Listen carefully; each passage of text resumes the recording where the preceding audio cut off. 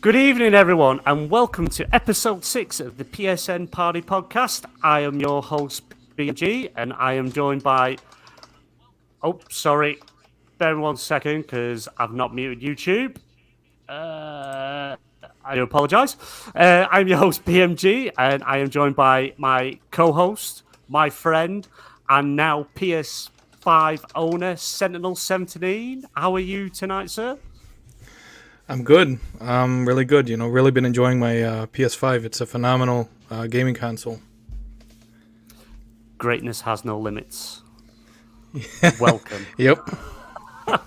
And we are also joined by special guest from Green Pass Gaming, Luke Steele. Luke, how are you tonight? I'm very well, thank you. Yeah, happy to be here on the last show, isn't it? For 2022. So I got done at work, and I was like, I've got some free time, so I'll jump in, talk about greatness. That's it. Play has no limits over here at the PSN Party Podcast. But yes, it's our last show of 2022. We are taking a break for 2 weeks. Well, probably 3 weeks maybe. We'll hammer out dates once we hit January. Depends how hungover I am then, because there's a lot of alcohol to be drunk over the Christmas period. So tonight's topics include our Game Awards recap of what's announced, Last of Us 3 leaked, Spiderman 2 also leaked. But before we get into all that, what have we all been playing this evening? Luke, as you are our last guest for 2022, what have you been playing, sir? I've had a bit of a weird mix, actually, the last day or two. So I've been playing some High on Life via Game Pass, which is really, really quite enjoyable. Actually, I'm enjoying it quite a lot. It's very silly. If you like Rick and Morty, I think you'll like it. But it's actually a pretty competent shooter. Which quite surprised me. It's quite fun. So yeah, playing that's pretty good. What else have I been playing? I have been playing a bit of, just today, a little bit. I played some at lunch. The Witcher 3 with the patch on PC, which is really impressive, actually. Really, really, really impressive. I was quite surprised how much all the ray tracing features make a difference to that game. Plus, they've kind of upgraded the PC version another notch, so you have like an Ultra Plus setting on everything now, so you can kind of bump it up even more. It's very, very cool. Really demanding, though. Really demanding. And oddly, because I really wanted to see this for myself, I downloaded Fortnite for PC. Because I was like, I really wanted to see the Unreal Engine 5 stuff in action. And I'd watched the Digital Foundry video on that, which I'd suggest people do because it's really, really cool, really interesting. And so I played like a couple of games of that, but that is like legitimately incredibly impressive.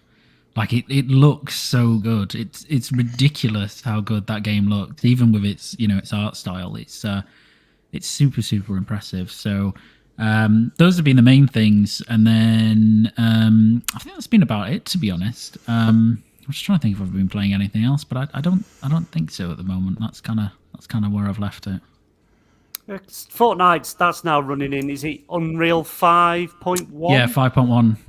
Yeah. So you can enable all the Lumen and Nanite features in that now. It's also available on next-gen consoles. So if you get the PlayStation 5 or Series console version, you have the same features, Lumen and Nanite, enabled in the 60 FPS mode. Okay. If you use the high performance one on consoles, which is 120, it turns all of that off. But if you use the 60 FPS mode, you can get it on consoles there. And then on PC, it's the same feature set, except you can also use hardware accelerated ray tracing, which kind of adds another layer onto it. But I'd suggest like going and having a look just for the tech of it, because it's the first shipped game where Lumen and Nanite have been active. And with that you get it's fully ray traced global illumination, reflections, Nanite is kind of highly complex geometry everywhere all the time, and it's running at on consoles at 60 FPS, which is bonkers, really, if you think about it, what that's doing. So really impressive. I would suggest people go and check it out. Just as a tech piece, it's really cool.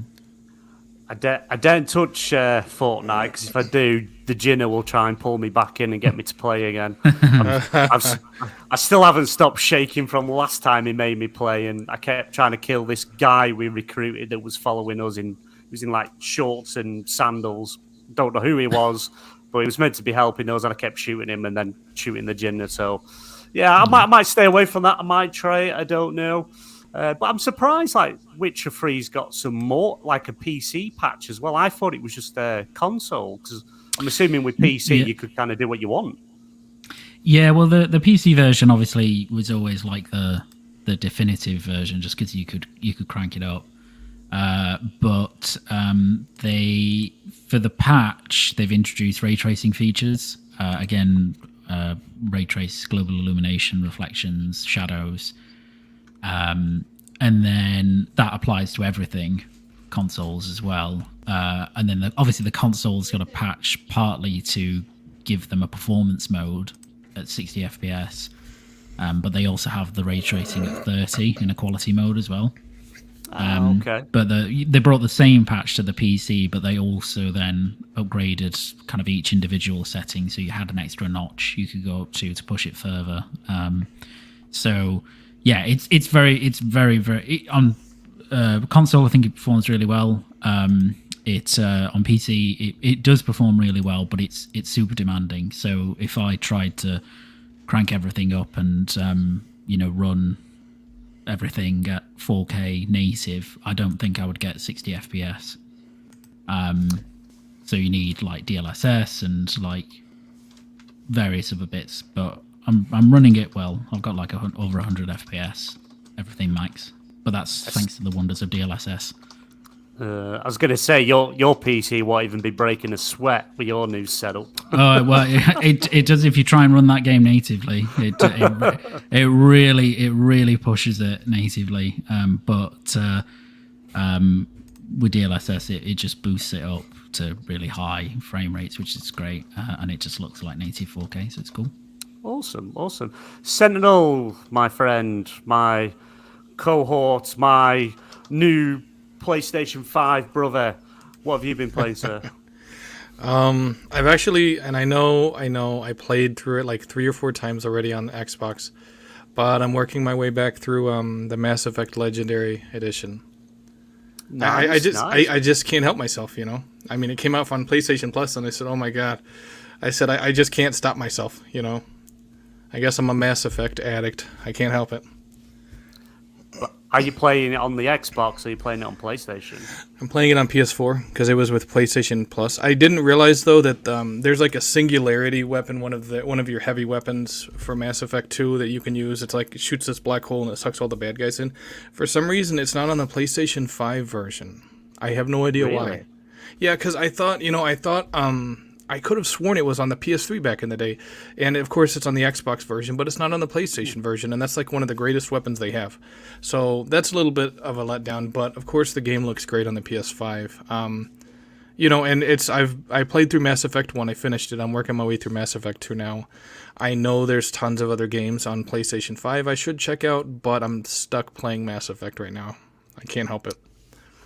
Not wrong with that. It's a good series. In fact, it's probably one of the best things EA have done in a while is remaster the original trilogy, because they're amazing games, and the work, you could see everything they put into it, stuff they took out to make ease of access. Because I remember playing it originally where you want to go from one. It was like a plaza. You wanted to go from one end to the other, but there was a wall in your way, so you had to go downstairs, across, upstairs, down some stairs, up some stairs to get the other side for loading and things like that. But no, they've done a phenomenal job. I bought it when it came out, which I don't regret buying. I know it's an EA Play. I know you can get it part of Game Pass Ultimate or on an EA Play subscription, but it was worth every penny. And I don't know if I remember rightly, I think here it was only was it $39.99 when it came out? I think so. It wasn't like a $70 game. It was, or 60 before the prices went up. So it was fairly reasonable as well. And you got all the DLCs included. So it was it was a steal really. And it's I'll probably maybe come back to it in another year or two to replay again. But yeah, no, brilliant. Anything else you've been playing out else, or are you just is that what you're hooked on? Yeah, I keep going back to Vampire Survivors, obviously. There's tons of achievements I haven't gotten, so I'm working my way through every single day, trying to get all of them. I really want to be trying High on Life, but it's hard to manage my time going back and forth between Mass Effect and Vampire Survivors, two truly addicting games. So probably when I'm done with Mass Effect, the next game I'm going to tackle will be High on Life. Are you playing Vampire Survivors on mobile now? No, it's released. No, I know it's on mobile now, and I know you're a fan of mobile games, but no, I'm still playing it on the Series X. Marvel Snap, that's what it's all about. The best mobile game going. I'm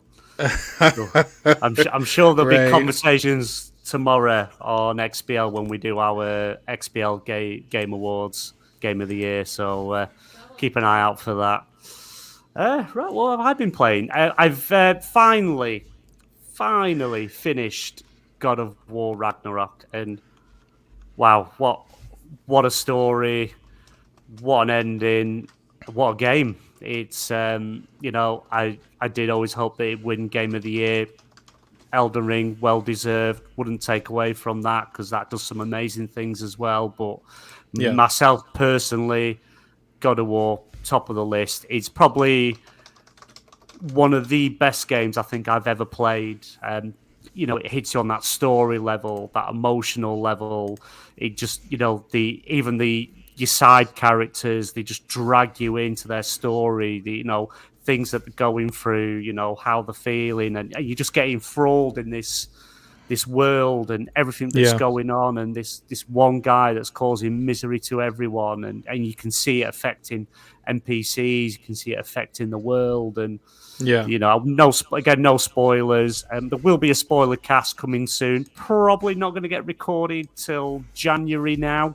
But do keep an eye out for that, where we're going to be having a God of War Ragnarok spoiler cast with myself, Luke Steele, and I'm hoping Puxley as well if we can get him, because I know he's played the PlayStation 4 version, so it'd be nice to get the perspective from the last gen consoles as well as current gen.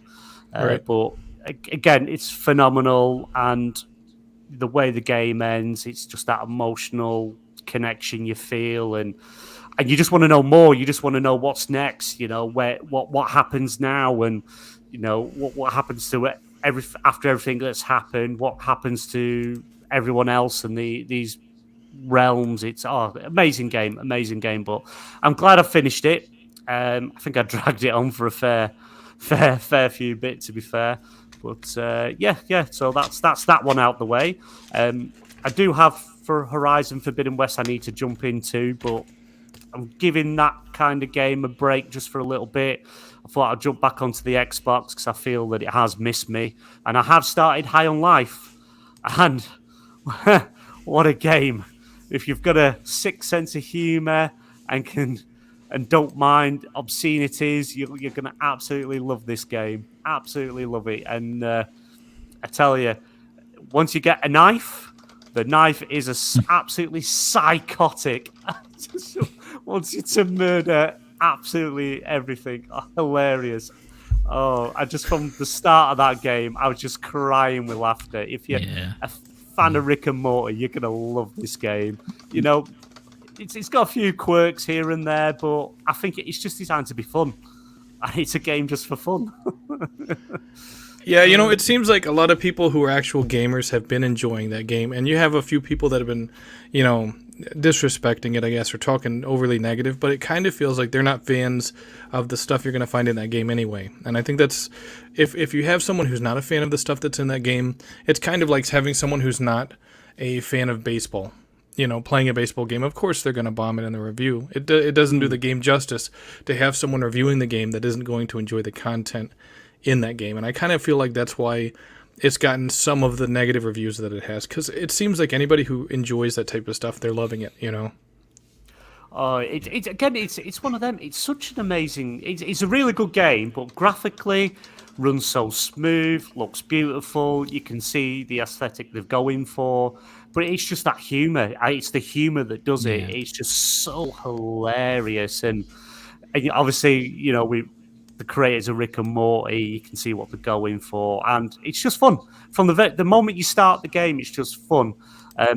I did see, I've not got to this point yet, but I did see a picture online where you can buy a bottle of alien fluids. Oh. We'll say that. Yeah. We'll say fluids because I don't want to get us, striked off or anything like that. But yeah, we'll call it fluids, which is, you just would never see it in any other type of game. I think it's just amazing. But I am having fun playing that, and I did literally start just before the show. I did start The Witcher 3 because I wanted to check out, see what the update looked like, and again, beautiful, absolutely beautiful. When you didn't think they could do more with that game, it just looks phenomenal. I do believe that the very start, the intro into the game's actually changed slightly. The very start bit has changed, which is, different, nice to have. But yeah, you can get a load of free goodies with that if you bought the Game of Year edition, which I think you can still pick up literally for,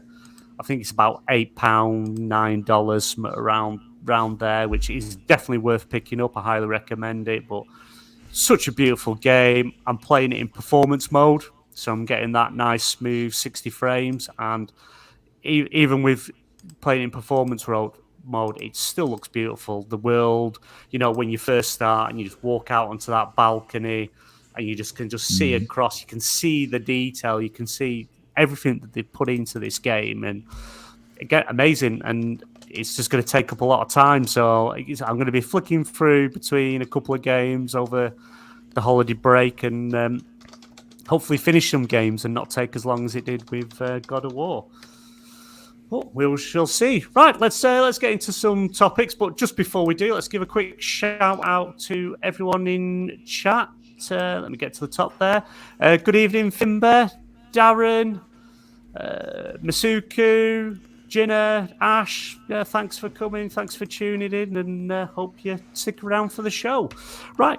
Obviously, we did our live watch along of the Game Awards, which for here in the UK was at 12:30 in the morning. But I thought it started at 12:10, I think, for us, because there was the pre-show and watched the screen for about 20 minutes. So coming towards the end of that, I was absolutely knackered, if I'm honest. I was baked, but there was some really good announcements. I know a lot of people are saying, "Oh, Xbox had no presence; they just had a Game Pass trailer and stuff like that." But at the end of the day, they have turned up to every Game Awards, shown stuff off. That's where the Series X was announced. So them having a year off from the Game Awards, personally, not got a problem with it.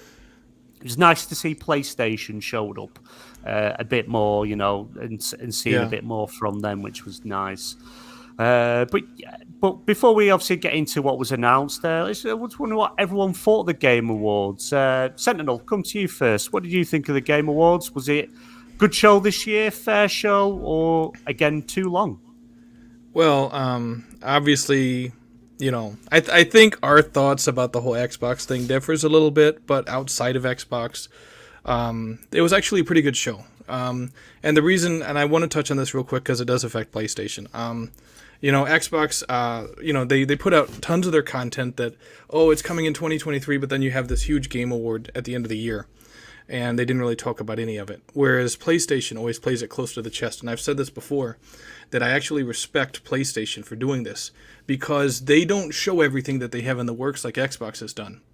They show a little bit here and a little bit there. They're very strategic with what they show. And I think that's a great strategy because they're not throwing out any release dates. They're not giving too much. They're giving just enough so you have an idea of some of the things that they're working on, not necessarily everything. And some of those things, people expected to see at the Game Awards, like Spiderman 2, possibly Wolverine. But overall, I think there was a lot of PlayStation-centric content at the Game Awards. and it helped to really reinforce the momentum that the brand has without giving away any stuff that they're not ready to show off yet. And it's like, including PlayStation, including all the world premieres, it was actually a really solid show. There were a number of titles that I was actually really excited about. I was impressed with, and like the Crime Boss, Rockay City. Of course, it's not coming to consoles in March. Whenever it comes to PC, it's an exclusive. I think it's Epic exclusive right now, but they did say it's coming to consoles in 2023. So, especially where Rockstar Games is almost MIA anymore. They're doing nothing but GTA Online. It was a breath of fresh air to have that type of game, be shown. And I think a lot of people are really going to enjoy it, especially with the All-Star cast. But it's not just that game. There were so many games. You look at Hades 2, you look at Judas, you look at all these, like the Dead Cells Castlevania game. There were all these great games shown off. And I think a lot of people were surprised, in a good way, by the Game Awards. And yeah, Xbox kind of dropped the ball. But I think, outside of that, everything was pretty solid. I was actually impressed, and I think I enjoyed this Game Awards a lot more even than the last 5 Game Awards. It was really solid, and I was surprised. What, even better than the reveal of the Series X? Yes. Really? Wow. Okay. I mean, you think about it. The Series X is a console. It's kind, and I stress this. Having a fancy console is kind of like having a McLaren, but you have no place to drive it. You live in suburbia. Okay, you got a fast car. Where are you going to drive it at? You don't got any highways near you. You live in suburbia. The fastest you can go is 40 miles an hour. And that's in between housing districts. It's like, why buy a fast car? It's like, if you're going to show off a fast car, you better show me the roads where you can really put it through its paces. The Series X is a McLaren, but you live in suburbia. It's like, that's why I'm like, yeah, that's fine that they showed it off, but you have to show games to go with it. The games are those roads. No, that's fair. That's fair comment, fair argument. So if you had to give a rating to the Game Awards, what would you give it out of 10? I would probably give it a 9 out of 10. Right, nice. Yeah, good score. It was a good show. They did show off a lot of games, a lot of stuff that was multi-platform. There was some cool announcements. Al Pacino was there. What more do we need? Al Pacino at the Game Awards. He did seem a little lost. I mean, he seemed kind of like, they said, hey, we'll pay you $150,000 just to show up at this event and ramble for 10 minutes, and that's pretty much what he did, so... I still wonder if he was just like wandering through the halls a bit lost, and Jeff just collared him and went, Al, my friend, you fancy reading some words on a teleprompter? Well, and I know everyone was all about the celebrity stuff, but it's like, why have someone like Al Pacino who doesn't even touch video games when I have Henry Cavill or a celebrity that shows on TikTok or Instagram or whatever that they have a gaming rig or they love PlayStation or they love Xbox? Why not have The Rock there? Who got a custom Series X? It's like, have people, and that's it seems to be a disconnect between the people that plan these events and the gamers. It's like, don't have people there that don't know games. It's like having someone announce a baseball game that doesn't give a shit about baseball. Why have them there? It's like there's enough of these celebrities that actually enjoy gaming. Get them, because then it feels legitimate. It feels like they actually give a shit. To be fair, I probably wouldn't have The Rock again. Last time he was on the show, he just promoted his game while topless, which was very confusing. But Henry Cavill. Oh, I see now. I know him being topless and sweaty got you confused. I completely get it. It did. It very confused me. I didn't know what was going on, but I was buying what he was selling. Right. Yep. And Henry Cavill was going to be at the Game Awards, but he was too busy playing World of Warcraft, so he couldn't attend. Yeah, that makes sense. So, Luke Steele, how about yourself? What did you think of the Game Awards, and what was your highlight of the show? I thought it was really good. Yeah, I thought it was probably the best show Keeley's done, at least for me. Anyway, tons of really good stuff. Right from the pre-show all the way to near the end, actually. And I mean, highlights, some of the best stuff there that I remember. I mean, well, for me, the biggest highlight was Death Stranding 2, which we sort of knew was going to be there, but, hadn't been confirmed. So that was a massive highlight. I thought that looked amazing. And still, most people will not know what the hell is going on, of course. Having completed the first one, at least I could look at that and go, yeah, I kind of get a lot of the stuff that's happening. But even then, it's still Kojima, so he's still like, actually, there's bits here I'm just like, don't know what's happening here. But that's what I really love about that game. So that's cool, and it'd be nice to see like a Decima, a next gen only Decima engine game, because obviously we got Forbidden West, which looks unbelievable, probably still the best looking game this generation. But that was cross gen, so it'll be cool to see that kind of let loose. So that was a great announcement. Hades 2 was a massive one for me. I loved Hades, so that was really awesome to see. I was surprised because Supergiant never do sequels, but then again, they've never had a game as successful as Hades in the first place, so it's probably not surprising that they're doing a sequel. So that was really good. Judas, which is Ken Levine's new game, looked really cool. I think most people thought it was BioShock when it came on, because it does invoke that kind of feeling, except it's in space. So that looks awesome. What else? I mean, there was a lot, wasn't there? There was like a lot announced. I thought Final Fantasy 16's trailer was amazing, looked great.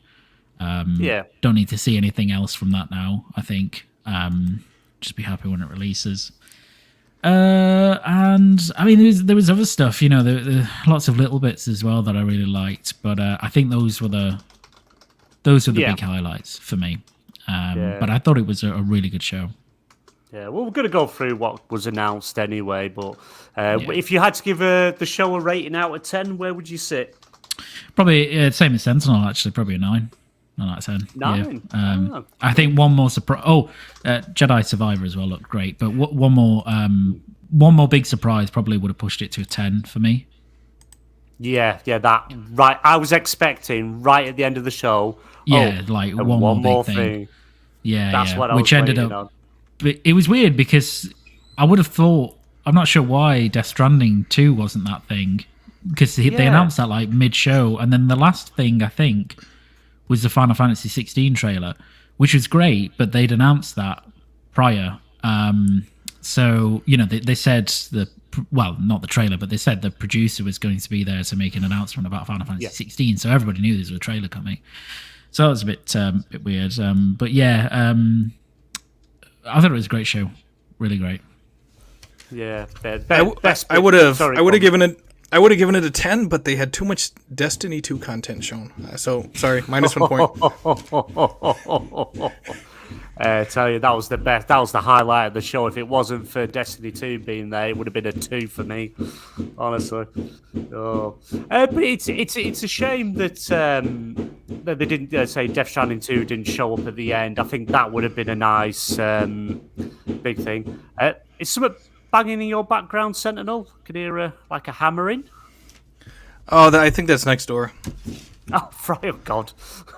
Yeah, I have no idea what they're doing. They do that at like 6 a.m. too. It's ridiculous. Really? Oh, yes. I tell you what, let me click. Right. No, I don't think that makes it any better. For myself, I think it was a good showing. Again, going on for a bit too long, personally. I would have rather the show be a little bit shorter. I know Christopher Judge, he kind of dragged the show on for too long. 6 minutes too long for me, I think, going on and on and on and on and on. But even after they were playing the music to try and get him off stage, and he still kept on going. But I think it was working for the community there, because it was, what was it, a Steam Deck every minute of the show, something like that. So that's an extra like 6 or 7 Steam Decks out there for everyone. So it was good to see. Right, let's get into what was actually announced at the Game Awards. Is there anything particularly sticks out? Just stop me and we can go in and discuss.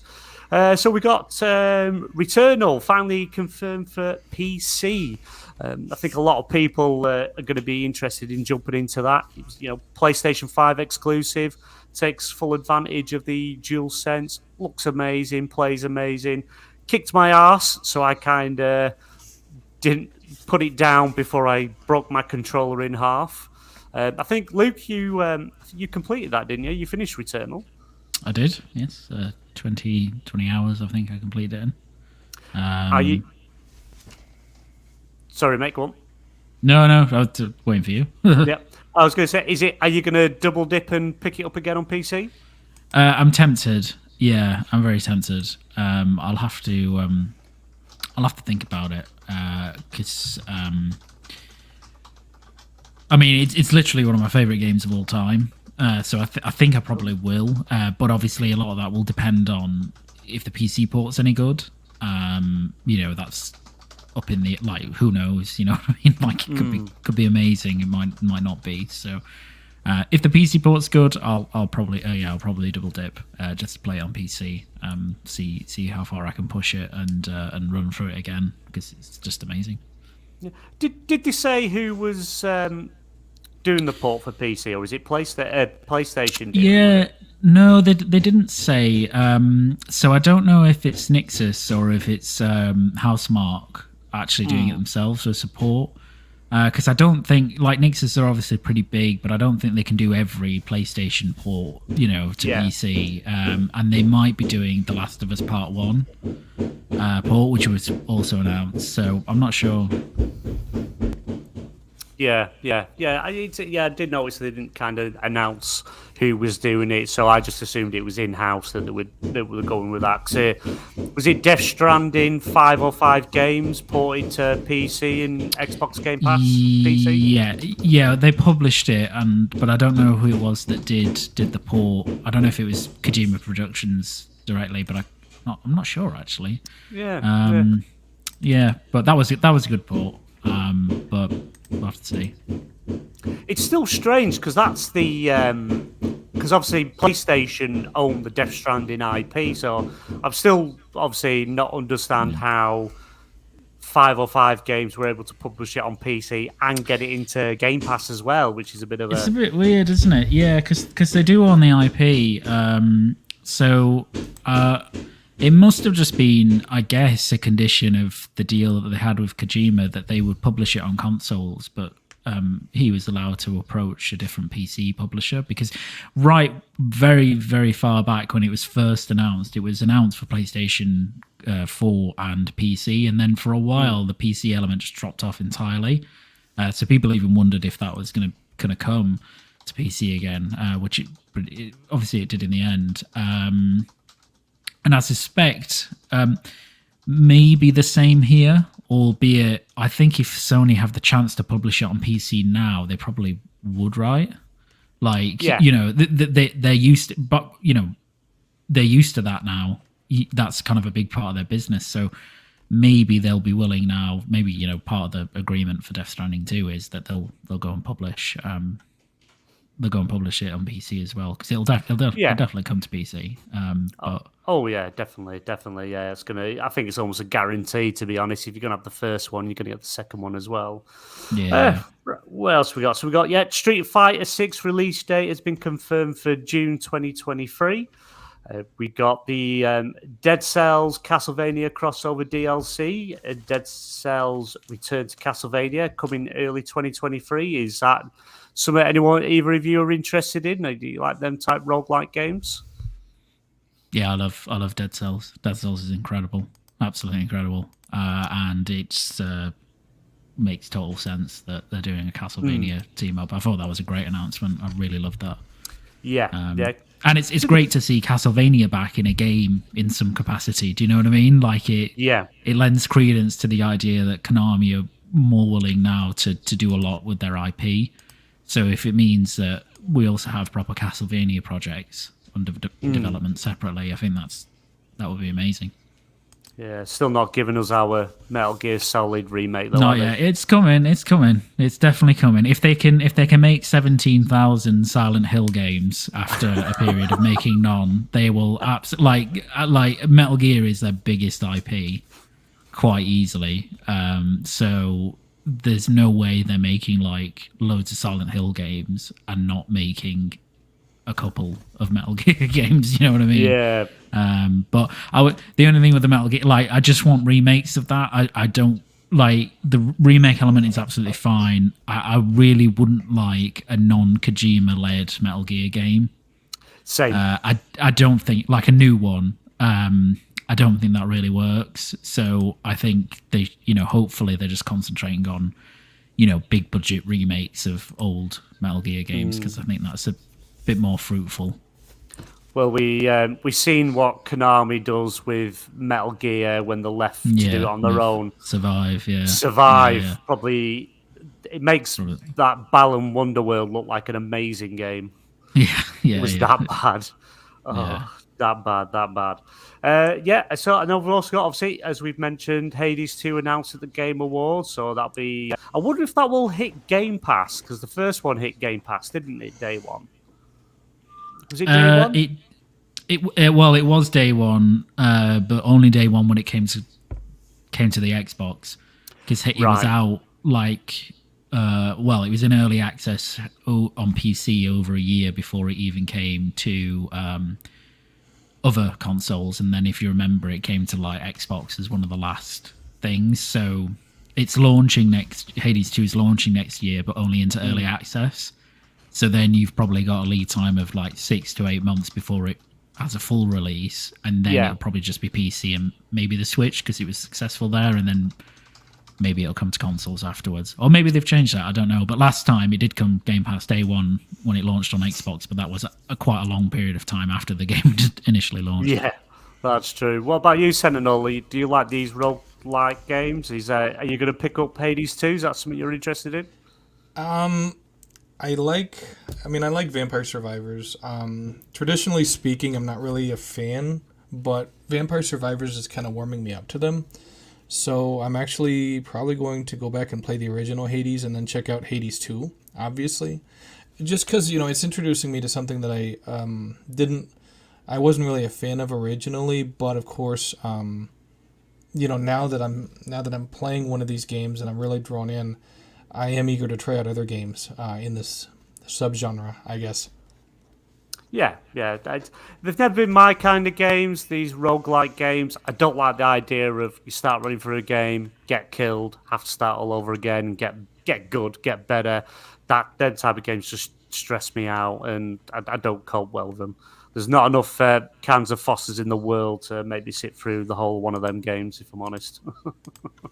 Yeah. What we got next? So then it was BioShock creator Ken Levine's latest game revealed, being Judas, which, to be honest, when I remember we was doing the live reactions and we looked at it, it's like, oh, it's the new BioShock game. Literally, you could, if they didn't put a name on it, you would have said it was BioShock. It was literally from the way they were like, well, the mods in the hands and stuff like that, the characters, the look, the feel, everything. It's just got BioShock written all over it, and which is good. Which I'm quite excited to jump back into that type of world. And Ken Levine is just a master of his craft. He knows what he's doing. It's been quite a while since a last did a game, which was what was it? Did he do BioShock Infinite or was it BioShock 2? His last one? Yeah, he did Infinite. No, it's Infinite. So what 10 was years that? ago. 2012, 2013. Yeah. So he's kind of been disappeared for a while, but when you kind of have the experience and success he's had, there's no rush to make a game. His departure, it kind of made sense because I remember hearing so much about them trying to get that BioShock movie off the ground. And I know that they were using him as an advisor for a while, so that kind of could explain why they weren't making any more BioShock games, because they were trying to get the movie, in a good place. But I think I would have liked to seen a film or even like a limited TV series of Bioshock. I think I would have preferred a TV series over a film. Yeah. Like nowadays, the budgets of these TV shows and the sort of stories they can tell in multiple episodes. It's you got Lord of the Rings. I've watched the first 2 episodes, been dragged onto other things, but it's like it feels like you're watching a film just in parts. It's so hopefully we do see something like that in the future. But no, Judas, it's looks a good game. Yeah, there is a Bioshock film coming, isn't there? Netflix announced it. That might be the one he was an advisor on. Oh, it's still going ahead. Oh, I thought it got canned. Yeah. No, it's still going. I don't know. I'm probably fairly far out at this point, but they are making one. But yeah, I think I don't know how good it will be because I think it probably lends itself better, as you say, to a TV show than just the way the narrative is than a film. Yeah, I mean, and that's because of the length of all these games. You're talking 20, 30, 40 hours. That's better as a TV series anyway. Yeah. But no, go ahead. Sorry, go on, mate. No, go ahead. No, I was going to say, I think it's very likely we are getting another Bioshock game because I think there's a different studio in Take Two. Sorry, not Take Two, in 2K that are supposedly building that out. I think Jason Schreier's confirmed that before. I think it's Take Two Marin or something like that they're making a new Bioshock game. Did they officially announce it? There was a studio head. It was. It was. I think it was earlier this year. She. I can't remember her name. Yeah, head of the studio that they. I don't know if it's a new studio they spun up, but they did announce officially they're working on the new Bioshock game, and it was a ways away. But yeah, they did. It was actually officially announced. But yeah, I suppose when you go through a TV side of it, you can tell stories from different points of views, different areas in the world with stuff that's going on. You don't just have to be centered around the main character for the whole film. You can split it up a bit. So, but But I'm looking forward to playing Judas. I enjoyed the Bioshock games. They were just fun. I actually enjoyed 2 more than the others because you got to play as a big daddy. And that was just fun. The name of the new studio is Cloud Chamber, and it's headed by industry veteran Kelly Gilmore. That's it. Yeah. That's it. Yeah, and it was officially announced. That they're doing it. Was it earlier this year? Sentinel they announced it. Yes, I believe so. Yeah. I think it's rumored to be set in the Antarctic. I think, from memory. Interesting. I know the first time they were talking about it was like 2019, but of course the pandemic delayed everything. So whatever they had working, they obviously had to shelve it at least for a time. Yeah. But they're constantly on. Them games are constantly on sale. The remastered trilogy. I think here it's about $8.99. I think you can pick it up for usually on every other month sale. So it's quite good. Right, what we've got next on the list? Yes, Suicide Squad. We got a small CGI trailer from that, which revealed Batman will be played by the late Kevin Conroy, which will be his last outing as Batman. And I was quite glad of this. I saw a lot of people online saying, "Oh, you should have just saved that. Let people just discover it from themselves," and that. And in a way, I can sort of see that, but I also think it's nice to be able to, when you've got a live audience with millions of people watching, to pay that tribute to him because he's voiced Batman for 30 plus years in the animated series, in the Arkham games. Also, actually played Bruce Wayne in the Arrowverse. I can't remember the name of the crossover show that it was, but he actually played Bruce Wayne himself. You saw the character, which was really good. But yeah, I think it's it's a bit of bittersweet. It's great that we're going to see Kevin Conroy voice Batman, but it's also the very last time, and it's the last piece he's actually ever done. And I'm looking forward to it. That, to be honest, even though it was just a CGI trailer, it actually made me more excited for Suicide Squad. That bit where you see, what's the boomerang guy? I can't remember his name. Where he's got the Flash held up against the wall and cuts his thumb off by accident. Hilarious, absolutely hilarious. Are either of you looking forward to Suicide Squad? I am looking forward to it. Yeah, I think I get the complaints from people because no doubt that was meant to be a big surprise for the game when you played it, because Rocksteady confirmed that the Suicide Squad, the game, it takes place in the Arkhamverse, so it takes place in the same universe as the Arkham games. So people were always wondering, where's Batman? Obviously it's in Metropolis, this one, but there was always a potential, given the ending of Arkham Knight, that he could make an appearance. So I think that it's meant to be a big surprise. But obviously Kevin Conroy's sad death changed that, and I think it was probably better to reveal it now, to kind of say this is a tribute really to him, that he's there. So I thought that was a really sweet gesture, and it gets people more excited. I think it's great that he's going to be in the game,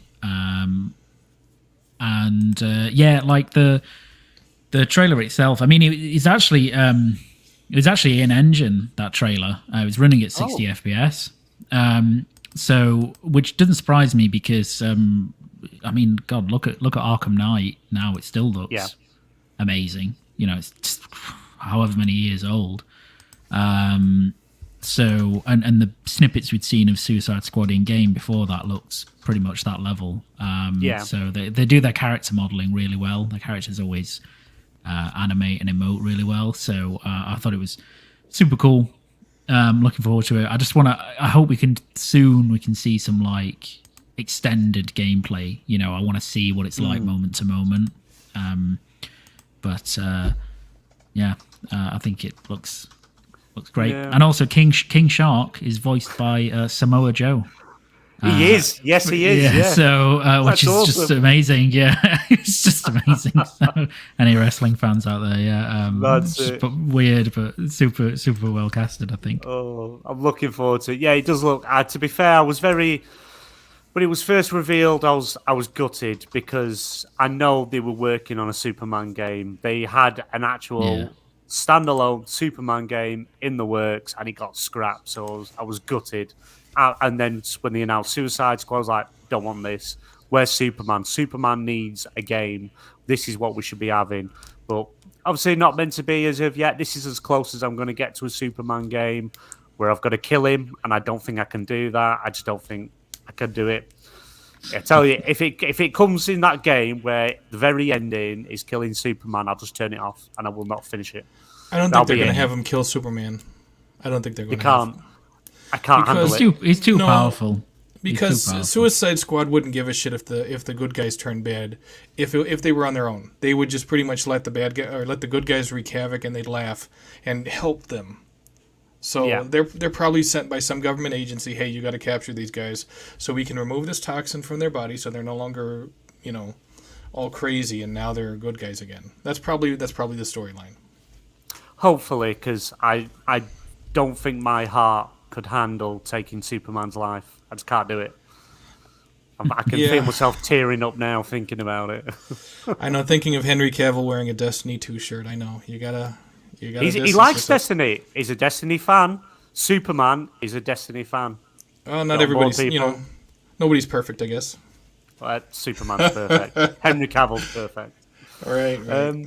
So is it something you're going to pick up, Sentinel? Did seeing that bit of in-engine trailer get you a bit more hyped for the game? Because we've not seen it for a while. We got a bit of gameplay a few months back, and then it just kind of disappeared into the shadows again.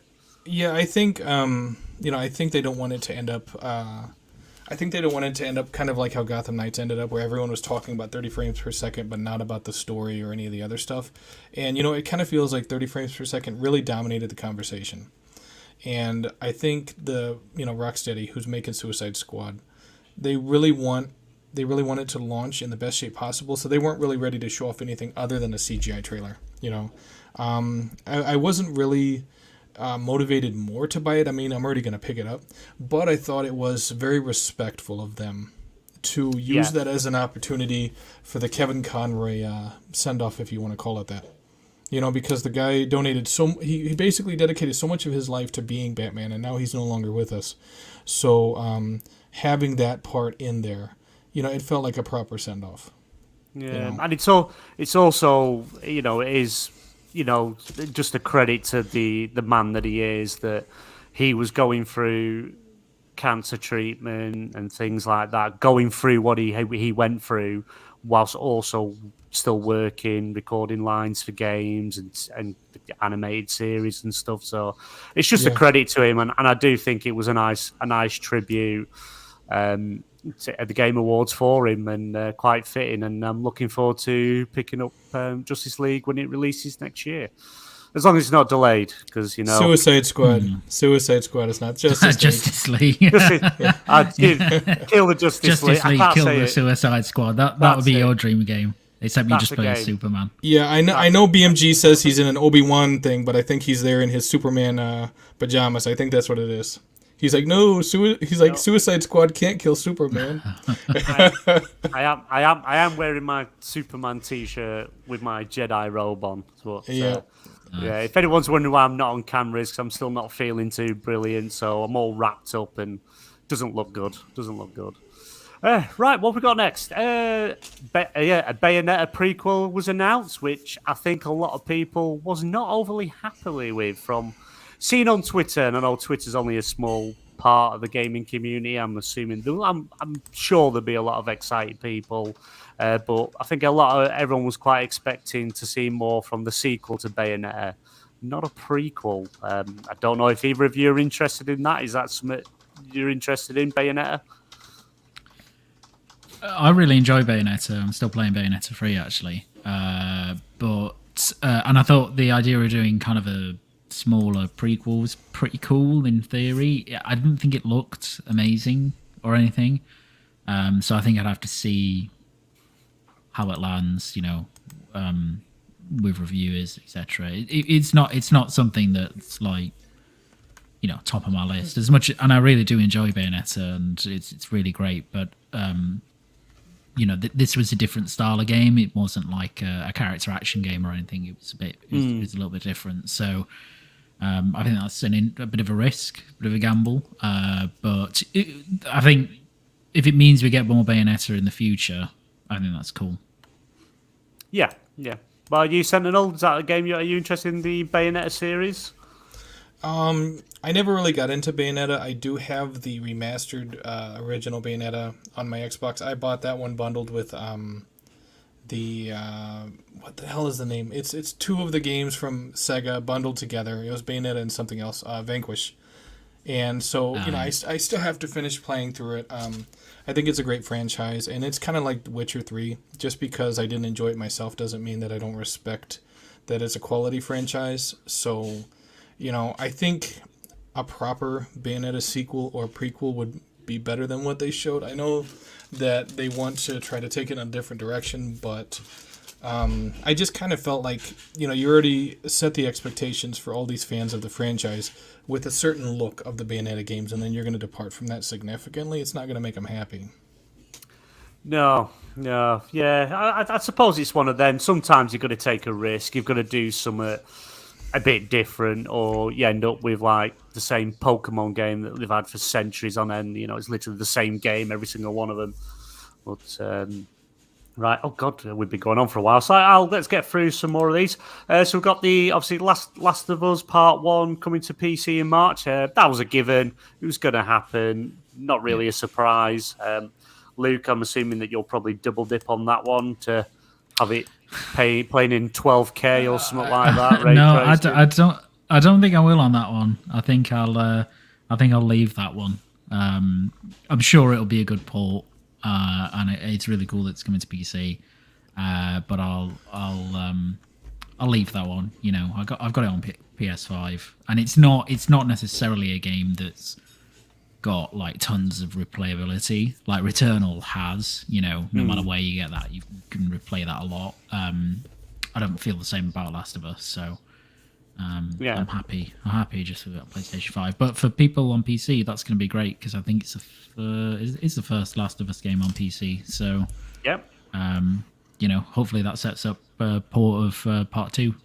as well. Yeah, it's nice. We're seeing more and more PlayStation games coming to PC now, which I think we all sort of knew eventually this was the route it was going to go down when Yeah. Xbox had to play anywhere. It was, eventually it was always going to be a given this was going to happen. But no, but they seem to be doing well. The ports seem to be doing well, and they're getting that audience from the PC side. So yeah, it's good to see. Sentinel, is that something have you played the Last of Us series? I have. I've played both of them. I pre-ordered The Last of Us on PS3, didn't like it, returned it, but my wife convinced me when I got a PS4 and the free copy of The Last of Us Remastered to play it. And it turned out to be one of my favorite games of the PS4 generation.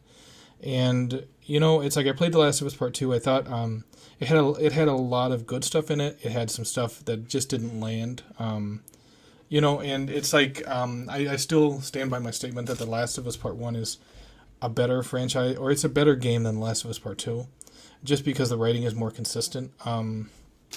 But as far as, like the PS5 version, I don't really have any reason to pick it up, because it's like my PS5 is backwards compatible with PS4, and I already have it on PS4, and it's like I don't really have a reason to pick it up. I enjoy the game, but I'm just not motivated to pick up the PS5 port, But I think it's great that they're giving the PC gamers that option, if they do want to buy the upgraded version with the new visuals and stuff. It's great that they have that, but not everyone is going to jump on that, especially if they already have the last version. Because aside from enhanced visuals and stuff, I don't know if it really adds enough to warrant another purchase. Yeah, no, that's fair enough. I think a lot of people are sort of in the same boat when you're getting quite a good version, or you played it on multiple consoles, and going getting it back then on PC again, and all you're really going to do, you're getting the exact same game, it's just going to look and run a little bit better. It's like, do I really need to go back and experience the exact same thing over again? Are you going to get your money's worth out of it? But yeah, but if you don't have these consoles and you have PC, it's a definite buy. I highly recommend it. I am more of an Uncharted fan than Last of Us fan, but again, both brilliant franchises, both brilliant writing, stories. Yeah, it would be interesting to see how that does. Game of the show. I agree with you. I agree with you about Uncharted being a more favorite franchise. But there are a lot of people that prefer The Last of Us over Uncharted, obviously. Well, they're wrong, but it's okay. Right. Next on the list was the game of the show that held it all together, that everyone was waiting for. Crime Boss. Oh. I thought you were going to say Crime Boss. No. That's interesting. I am looking forward to that. But no, Star Wars Jedi Survivor gets a March release date, and we also get new gameplay trailer. And it was also announced that it's only for the current gen consoles, and I could not be happier. Yep. No more of this. Let's hang on to the previous gen consoles. No more cross-gen. No more holding back. No more whatever, leaving stuff out. However you want to work it. It's about time. We knew it was going to happen eventually. We knew it was probably going to happen round about now, to be honest, that we were going to see these games come into the PlayStation 5, Series X, and obviously PC only now. And it's about time. And I'm glad that EA, are diving in there with their sequel to the Jedi Fallen Order, which again was an amazing game, brilliant story, had its flaws like most games do, but I'm hoping they've kind of listened to feedback, took that into consideration, and fixed everything that was wrong with the first one. But absolutely brilliant, looked amazing. I'm excited to jump back in. There's no more ponchos, so that won me over straight away. Ponchos was the worst thing in that game. I hated them. But, yeah, very excited. A dual wheel, taking the lightsaber apart and having to... it won me over. I'm interested in seeing where this story goes and what characters we're going to see. Because it is canon, isn't it? It is Jedi Survivor and Fallen Order. It's canon to Star Wars. Yeah. So it's going to be interesting to see if we cross over with any other characters. I've just got this feeling that... we're going to see Han Solo, voiced by Harrison Ford. Don't know why. it's in the back of my head. I've just got this gut feeling we're going to see something from him. He's going to transport us in the Millennium Falcon with Chewie to another planet or something because our ship's damaged or something like that. But no, highly excited for it. E-reviews, is it a day one buy? Are we going to be picking it up? Sentinel, go to you first. I mean, yeah. I'm excited for it, definitely. I think Jedi Fallen Order surprised a lot of people, myself included. And I think a lot of that came, obviously, from EA dropping the ball with the Battlefront franchise. And so they knew that they had to get it right. And that's why they went to Respawn, because Respawn, I think, they're really the MVPs of Electronic Arts, Yeah. They really know what they're doing, and they know how to make a phenomenal game. I mean, you look at Titanfall 2, how great that was, And so when they put together Jedi Fallen Order, a lot of people didn't really know what to expect. And yes, some people have complained about it's difficult to get from one side of the map to the other. But, that provides a lot of exploring opportunity as well. It adds depth to the game. And aside from that, aside from having to kind of work your way through the map, I actually enjoyed Jedi Fallen Order a lot. Especially in a generation where Galen Merrick no longer exists. To have Cal Kestis, where he's kind of picking up almost, it's kind of like the Force Unleashed is gone and it's kind of forgotten about, and now we have basically an opportunity for a new hero, a new Jedi to rise and take on the bad guys. Between the end of the Old Republic and the start of, the original Star Wars trilogy. Especially since it's canon now, I can only imagine what characters are going to get cameos in this, or what characters are going to be part of this universe going forward. I am very excited for it. I would like to pre-order it, definitely. Oh, you've got to pre-order it, because I know people are against pre-ordering games, and I understand that. The Obi-Wan cloak, I know. The Obi-Wan cloak. Oh, yeah. Sold me on it. Sold me on it. In fact, if you go on to limited run games, you can actually buy, it's $299 with delivery. They deliver all over the world, but you get a replica of the lightsaber as well as the game and a load of other stuff. I'm so tempted, but I'm holding off. Do I get my kids Christmas presents, or do I buy this for myself? It's a hard one. It's a hard one to balance. What about yourself, Luke? I take it you enjoyed the first one. You're going to pick up the second one? Oh yeah, 100%. Yeah, I did. I really enjoyed the first one. I didn't enjoy it as much as I thought I would, but that was because the main reason for that was because I wasn't expecting it to be so Metroidvania heavy. I was expecting more like Uncharted, Star Wars, which it is in parts, but it's not in others. But now that I know what to expect with this one, because I'm assuming this will be pretty similar, I'm really looking forward to it. I thought it looked, awesome, terrific, really nice visually. As you say, this gen only. It's rumored it might be on Unreal Engine 5, which would be cool. And the story elements I think are going to be really, really awesome. I hope we get some good crossovers. It's set about the time of the Obi-Wan series, like very close, very similar.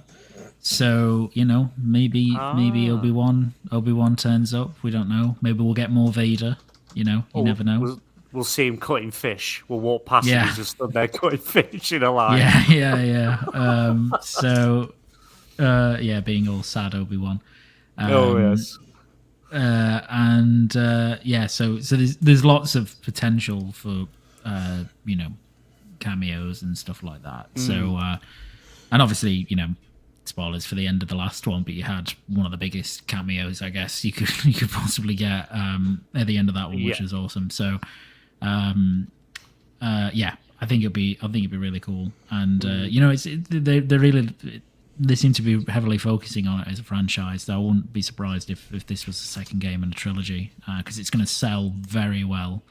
The first one sold really well. Yeah. So it will be one of 2023's biggest games, I think, in terms of sales and stuff like that. Yeah, no, yeah, makes sense. I'm not overly keen on the name Survivor. They could have done something with using Rebellion or something like that. But to be honest, it's just a name. Doesn't matter as long as the game's amazing. Which, from what everything we've seen so far, and knowing it's current gen only, kind of leads us to think it's going to be a good game. So yeah, we'll wait and see for that. The next big one, one that I'm sure Luke was very excited for, Death Stranding 2 announced, but it wasn't called Death Stranding 2 though, was it? It was named DS2. Yeah. Yeah, because Kojima never does anything by accident. It's all designed. So I'm yeah, I think he's probably got a subtitle name for this, but not officially yet, which is why he's just calling it DS2 for now. Yeah. So I think he never does like a just straight sequel name. You know what I mean? So like Metal Gear Solid 2, Sons of Liberty. You know what I mean? So I think he's got something like that, but maybe it's just not ready yet for him to be able to call it that.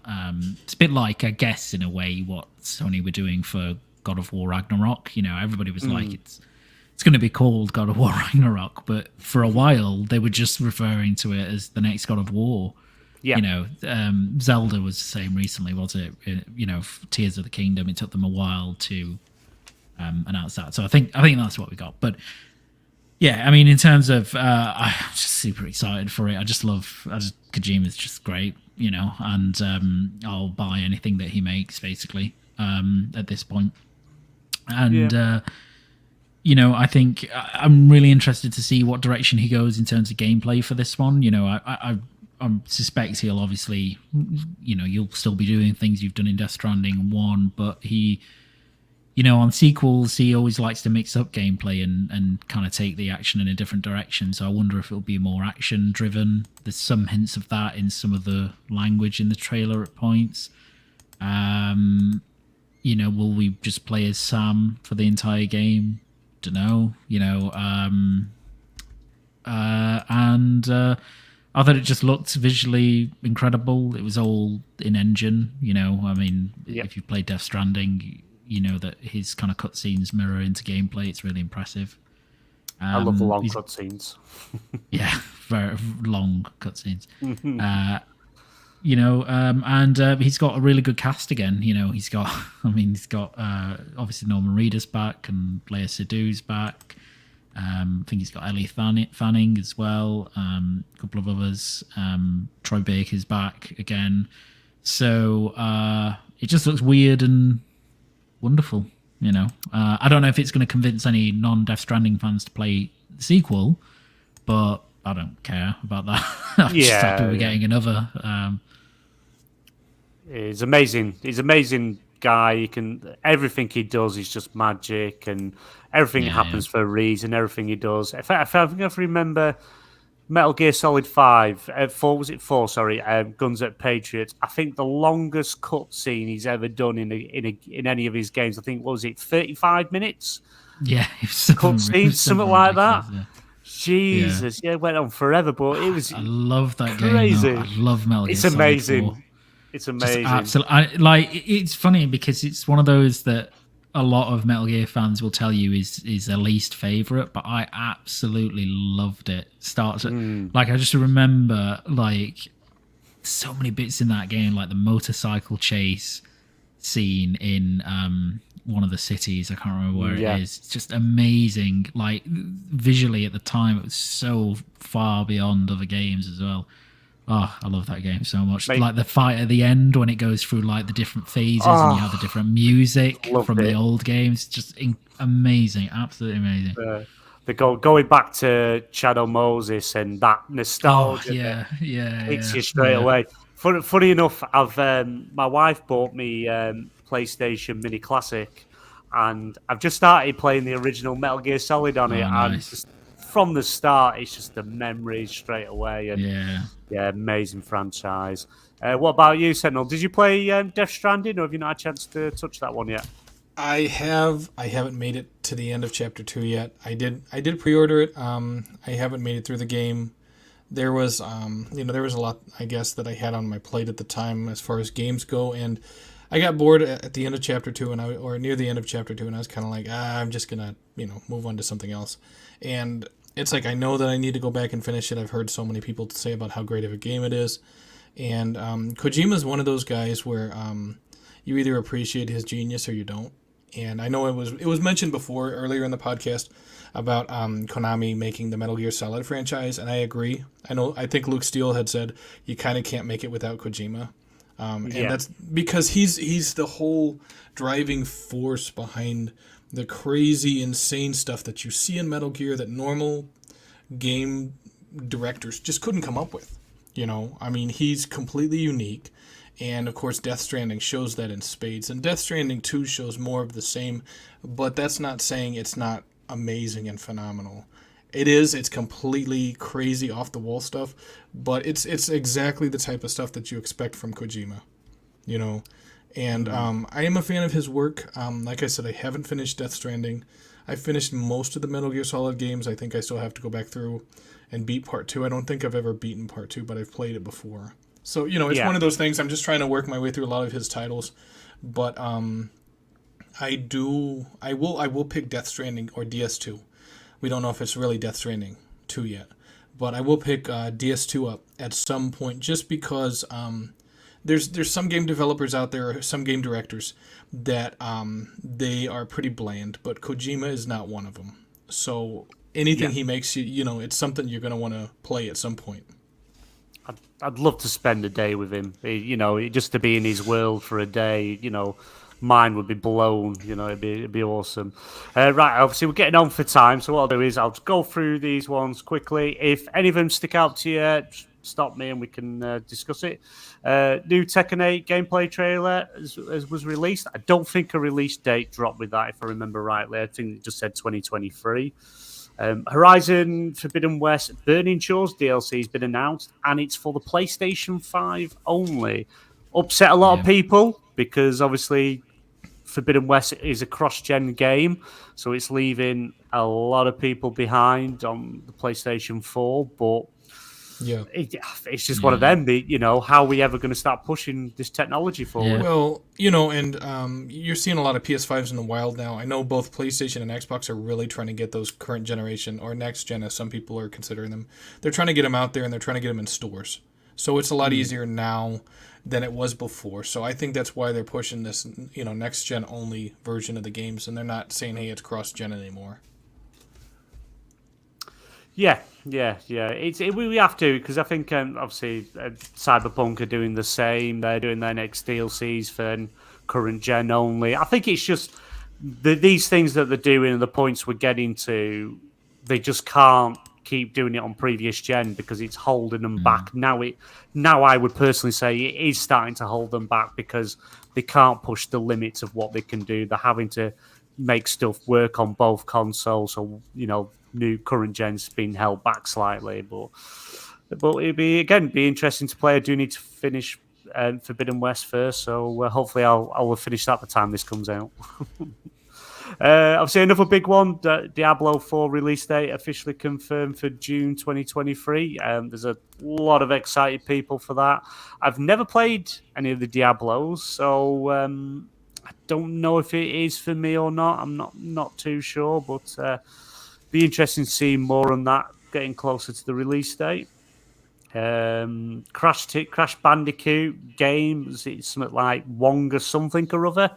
I wasn't really paying attention at that point. I think I was starting to nod off then because it was getting too early hours in the morning over here. Company of Heroes 3 coming to PlayStation 5 and Xbox. I think that's always been PC, I think. From Software officially announced its Armored Core 6 Fires of Rubicon, which I think brought a surprise to everyone, especially, just coming off Elden Ring. It was quite a shock, and I think a lot of people were expecting it to be that same type of game, but they've come out and said, no, it's going to be very traditional Armored Core 6, which fair enough. It's been a while since we've seen an Armored Core game, so it's... see what they can do. It'd be interesting. Final Fantasy 16 release date confirmed. I've not got it down here. What was the date they confirmed for that? Was it April? It's in June. Something in June. June. Yeah, like towards the end. So it's going to be that's going to be exclusive to the PlayStation 5. Did they say PlayStation 4 as well, or is it current gen only? Just PlayStation 5. Yep. That's it. Yeah, PlayStation 5 for the first 6 months, and then we're assuming it will just come to PC after that. I don't think it's going to come to Xbox consoles. If we, still waiting on Final Fantasy 7 remake. So it's June 22nd. It comes out June 22nd. Awesome. And then Cyberpunk 2077 Phantom Liberty DLC will star Idris Elba, which is quite cool. When Keanu Reeves is also going to turn back up again to play Johnny Silverhand, which is quite cool. Again, it's current gen only. They're not doing it for previous gen. And we got Elden Ring, as we know, won Game of the Year, which congratulations to them. It was well deserved. Again, God of War was my Game of the Year, but I can't knock them for winning it. It wasn't my type of game, but it did look amazing, and from the reviews, played amazing, 10 out of 10. So well done to Elden Ring. And we also got Amazon and Bandai Namco are bringing anime MMO Blue Protocol West in 2023.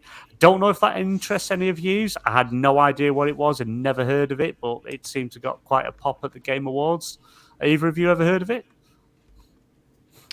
No, it was news to me. I thought it looked okay though. Yeah. No, bit Genshin Impact-y.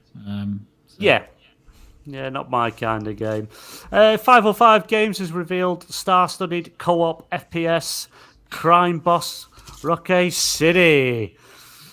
Well, yes. If you ever needed a reason to play an 80s game, look no further.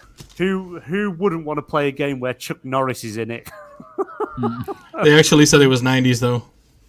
90s. I do apologise. 90s. I was just thinking of Vice City. Vice City was just playing on my head. Yeah, no, and it's like they lean into the 80s look, but they say it's 90s, and I was like, that's kind of strange. Whatever though. Yeah, I also would play it. If I get to punch Vanilla Ice in the face, I'm all for it. Or hang him off a balcony anyway, right? That's it. Yeah. It just looks fun. It looks like it's going to be a gangster type game where a lot of people are going to get killed, and it just looks fun. It doesn't look serious. Bit of a laugh. I don't think it's going to do very well. Yeah, it's got a lot of action stars in there, a lot of famous people, but I don't think it's going to do that well. But I'm still excited to play it. Very excited to play it. Oh my god, that's blasphemy. What? Why? It has Chuck Norris in it. It has to do 95 out of 100. Yes. Yeah, fair play. It's Chuck. I don't think anyone would dare bad review it if Chuck Norris is in it. Not at all. Yes. It's the only reason I watch The Expendables, because Chuck Norris comes on for like a few seconds, plays his little whistling tune and walks off. So that's all I needed. What about you, Luke? Did you have any interest in it? No, I thought it looked terrible, to be honest. Really? Yeah, I thought it looked just not good. I think it's interesting, obviously the casting. A real weird mix of people, like super strange to me. So and I don't know, it just looked like super. I don't know, it just looked like super cheap, I guess. Which is ironic because they probably spent a lot of money on the cast. But I don't think like the game looked like it made up for it, and I didn't like. Maybe I'll feel differently when I see like some gameplay, like some proper like extended gameplay. But yeah, it didn't interest me. But it could do well just based on that cast alone. So maybe that's what the gamble is. They'll try and tempt people in with this wacky cast. Obviously it's gangster based and stuff like that. So it might do pretty well. It might fill that GTA hole for some people. Yeah. Watch this. It will get the release date for it, and then Yeah. Take-Two will come out and release Grand Theft Auto 6. Yeah. Wouldn't Take the wind out surprise of me. its sails. And other than that, there was the Transformers game that announced that probably don't think anyone's interested in. We don't need a Transformers game. Transformers shouldn't even exist anymore. But there we go. They're making a new film, aren't they? Where they're using animal robots now to fight more robots, and it's just like, could you just get any lower? No, I can't do it. So right, we'll skip that. We're done with Game Awards. We'll move on because we are really kind of been here for a while. But the only other thing with Game Awards, and there was a bit of an incident at the end of the show after Miyazaki gave his acceptance speech and for Elden Ring. And this comes from Push Square by Sammy Barker. The Game Awards proved more eventful than ever last night. Obviously, we're not last night. And not just because of the world premiere trailers like Death Stranding 2, Armored Core 6, after Kratos voice actor Christopher Judge's victory speech for best performance. There was also From Software's acceptance speech for Game of the Year, Miyazaki on stage. The individual in question appeared to wander on stage alongside Miyazaki and other members of the Elden Ring team and could clearly be seen in the background during the delivery of the studio's victory speech. As the auto wrapped up, music sounded, signaling for the end of the show. Before the stage invader reclaimed the microphone, I want to nominate this award to my Reformed Orthodox Rabbi Bill Clinton, he said. As the camera cut back to host Jeff Keighley, he was clearly furious, although resisted the urge to comment directly on what just happened. And as we know, as we got a quick view, that security did quickly get up there after that to remove him from the stage.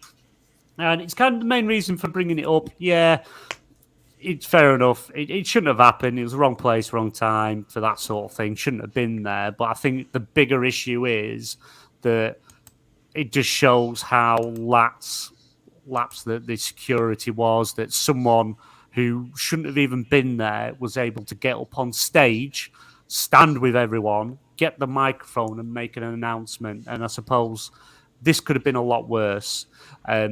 This could have been someone that could have been a terrorist or anything, And it's kind of scary when you had that woman that earlier on in the show that came on saying any of you in this audience could be a serial killer, which bizarre, absolute bizarre. And that could have happened.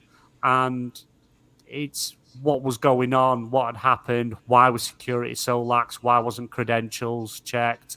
It's just so bizarre that we got in this situation. And I know a lot of people found it amusing and funny. A lot of people, say it's wrong, but it's the bigger implications and the people that was put at risk.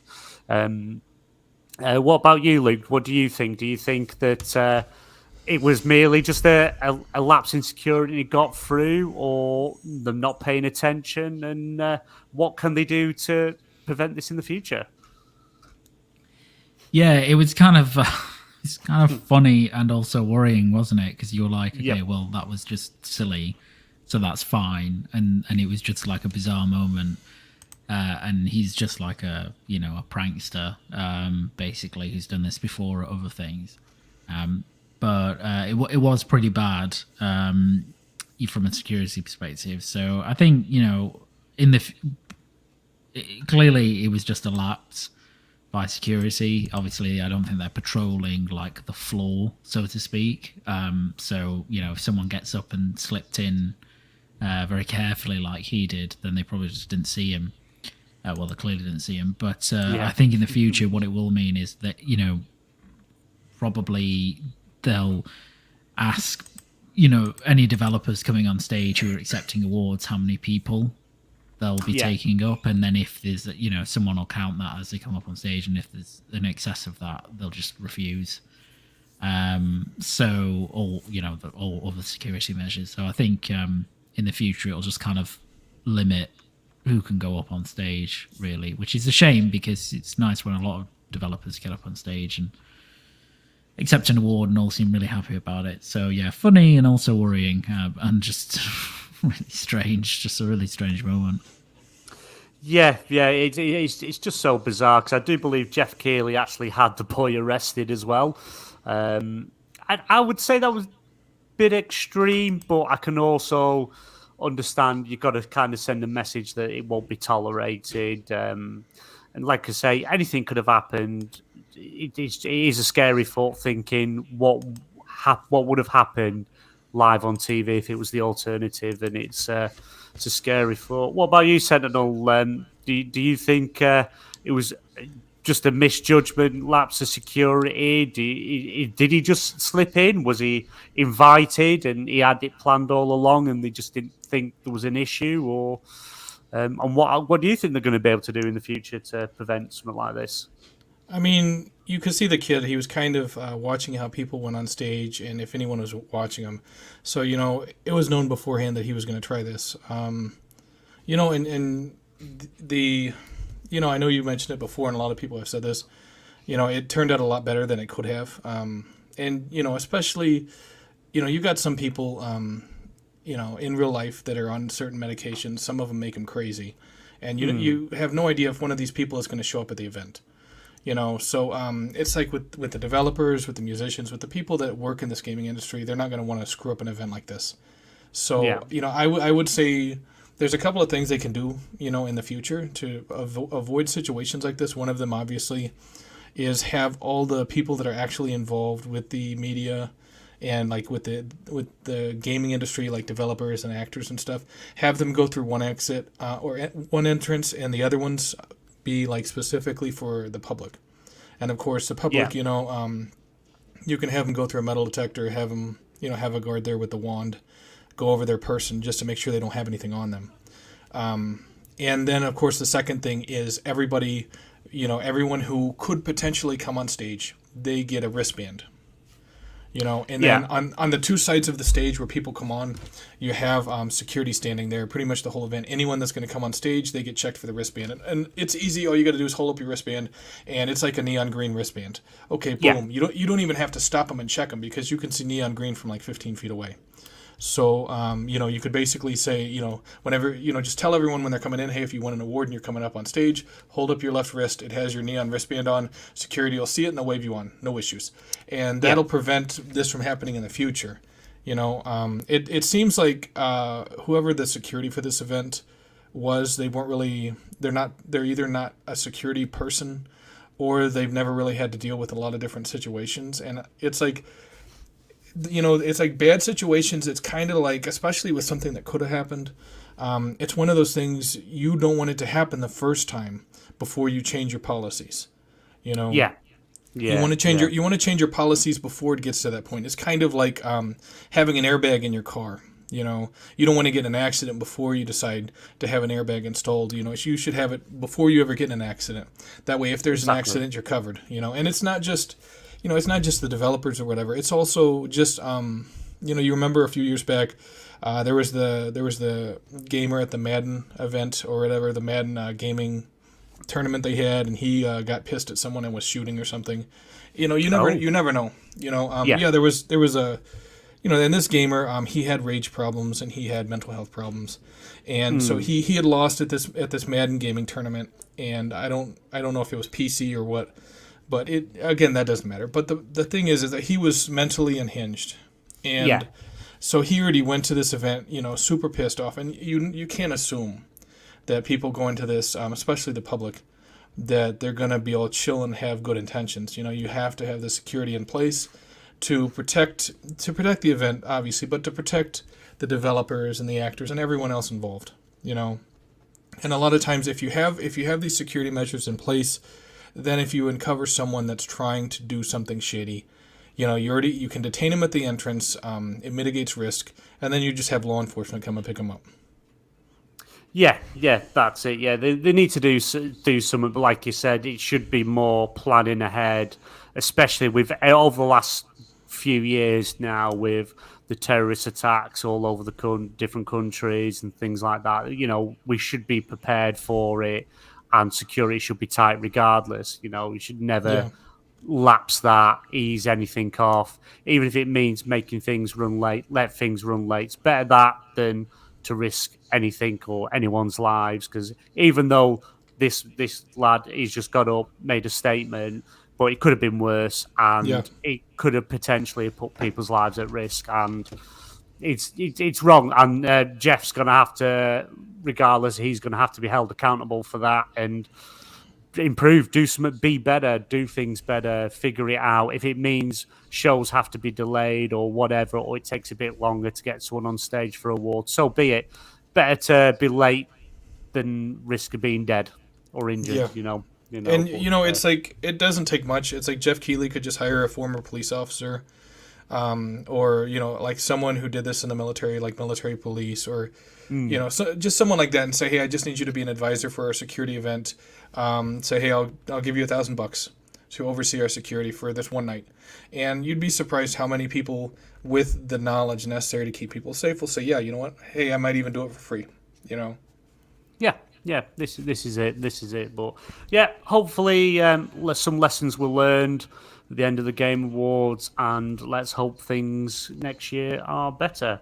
Right, well, obviously we're running a bit short on time, so we'll move on.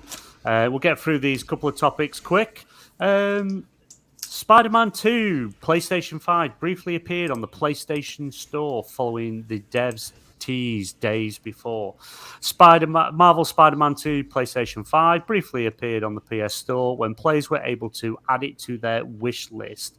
The title was very shortly later yanked by Sony, as it follows a series of teases by the games cast as well as Insomniac Games itself, all pointing towards a trailer or new information before the end of 2022. And obviously it can't show it up on here, but if you get a chance, if you do actually go and look out, you can look over on Google, you can actually see the official logo title that was shown on the PlayStation Store. I can't quite remember the name of the dev that is working on Spider-Man 2, but they actually showed was coming in fall 2023. Insomniac. So, yeah, from Insomniac, that's it. So do we think that we are actually going to get a trailer before Christmas? Maybe Christmas Eve we're going to see a brand new trailer announcing the game coming late next year. Are you excited for Spider-Man 2? Luke, come to you first, sir. Yeah, I don't know if we'll... I mean, there's no smoke without fire, right? So there's been too many teasers, too many, the store thing popping up. It would be strange at this point, I think, if we didn't get something quite soon on the game, because it seems like they're ready to start talking about it, and it kind of makes sense, I guess, because they've got God of War out of the way. I don't think they wanted to talk about this until God of War was done, which it is. So I don't know if we'll get anything before the end of the year, but I think it's got to be quite soon. Obviously, we got the Across the Spider-Verse trailer as well the other day, yesterday I think, which, funnily enough, had a little glimpse of the Insomniac Peter Parker and Miles Morales in it as well, which I thought was really cool. Very, very.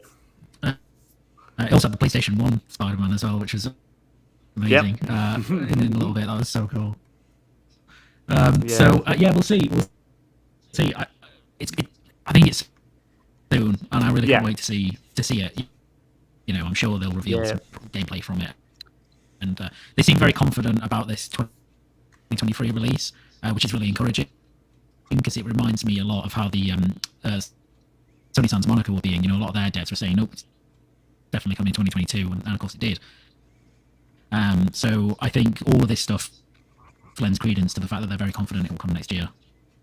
Even if that's towards the end of next year, it'll be a big holiday game, I think. Yeah, it just seems to be like, obviously, all these teases we've had, we've seen it in the trailer.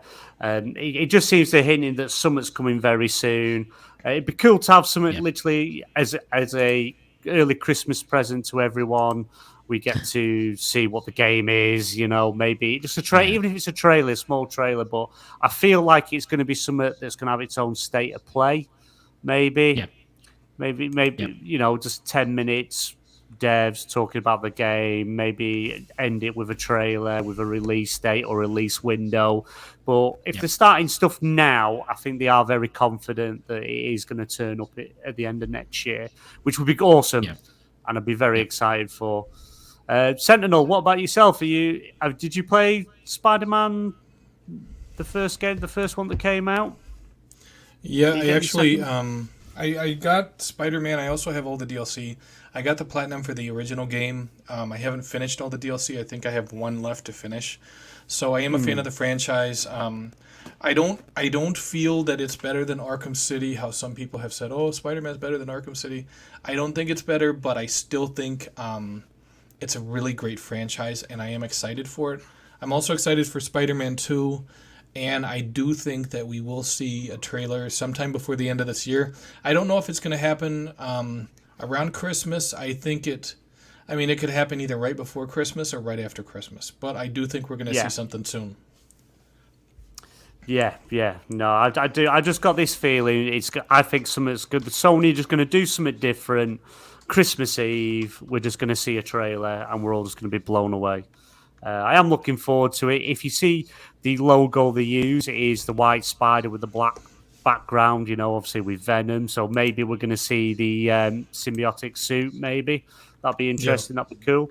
But yeah, it's something we're definitely looking forward to. And obviously, if anything does pop up, we'll make sure that we get it to everyone's attention as soon as possible. Right, we'll move on again, because obviously we'll get to our 1 hour of the main topics in a minute. We'll just get this one out of the way first. Not much information really, but it comes from Insider Gaming. Naughty Dog's next game is Last of Us Part 3 is claimed.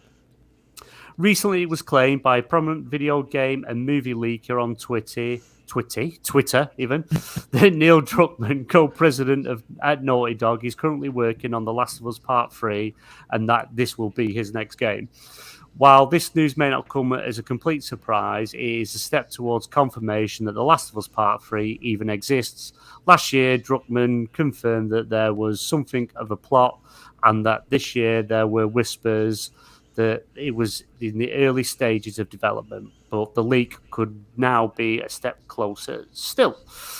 This would technically be the third Last of Us game in development at Naughty Dog at the moment, with all firm also working on the PC port for The Last of Us 1 and on the multiplayer-focused Factions 2.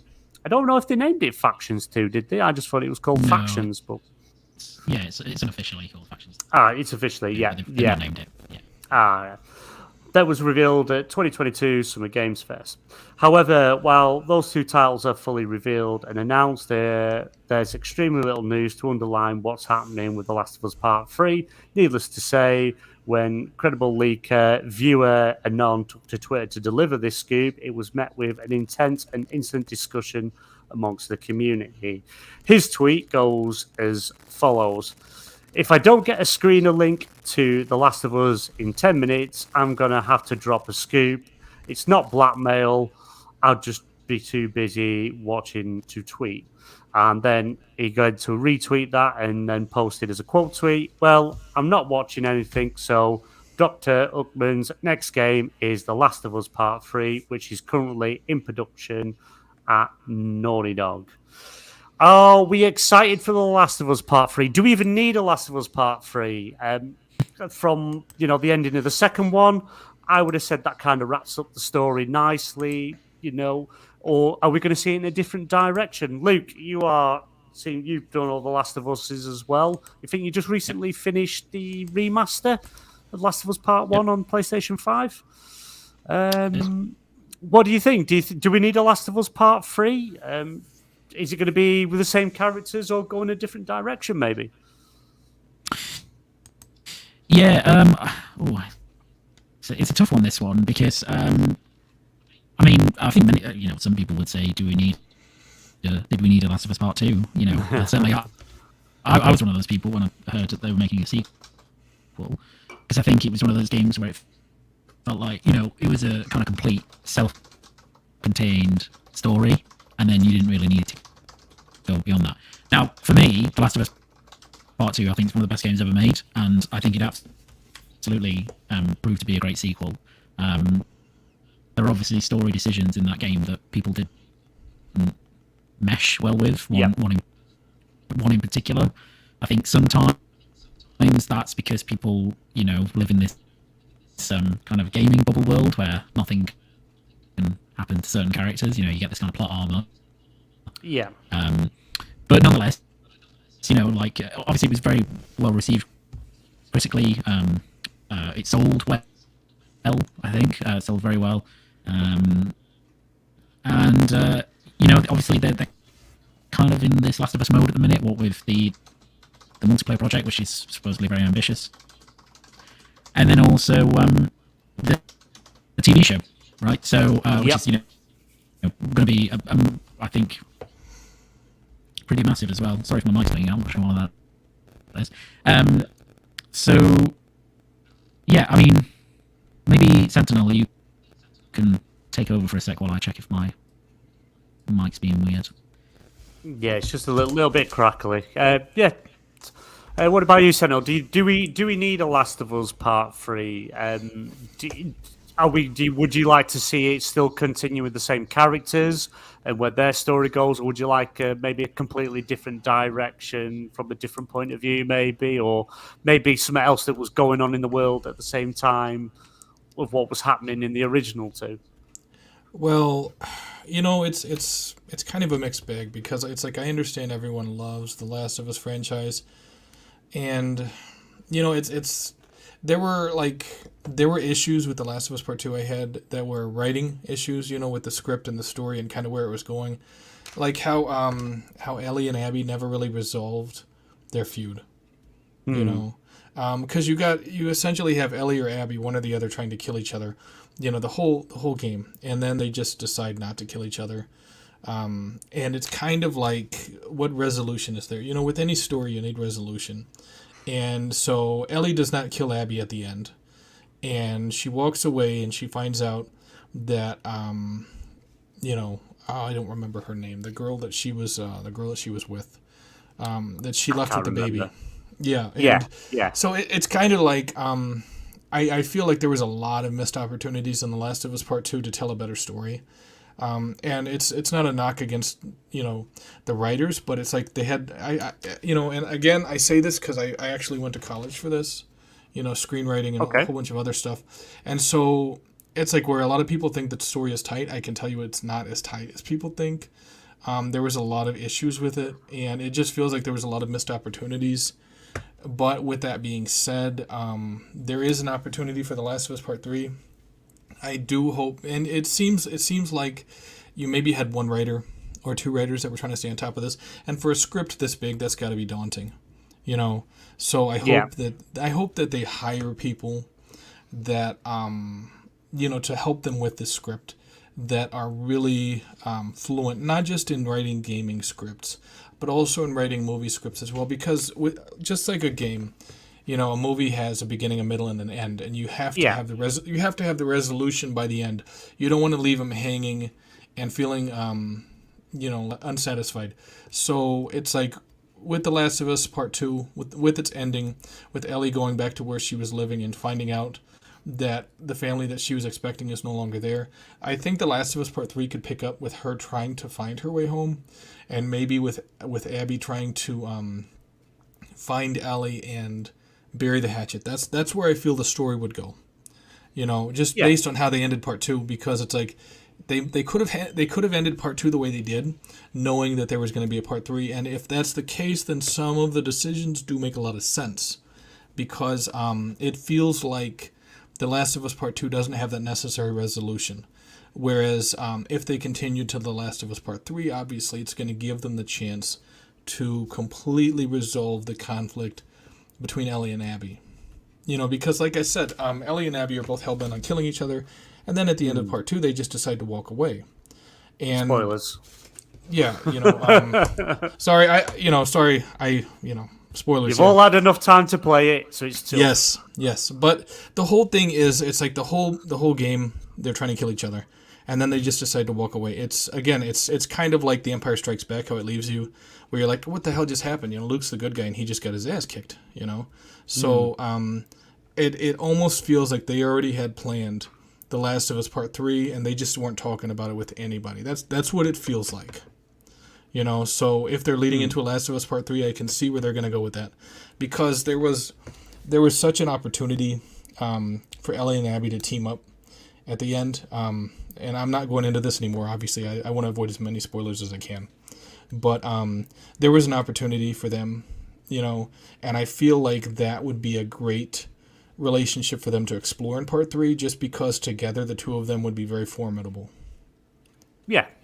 It'd be, like I say, the good games. The story's amazing. Again, that emotional impact that you feel, the cinematic adventure, and the Naughty Dog seem to like to do things like trilogies and that. So I know we got the Uncharted 4. I am slightly disappointed. I think I would have rather seen an Uncharted 5 next. Give Last of Us a bit of a rest, because obviously not long since you've had 2 out. You've just remastered the first one again. You've got the TV show dropping. It's about time Nathan Drake steps back into the light.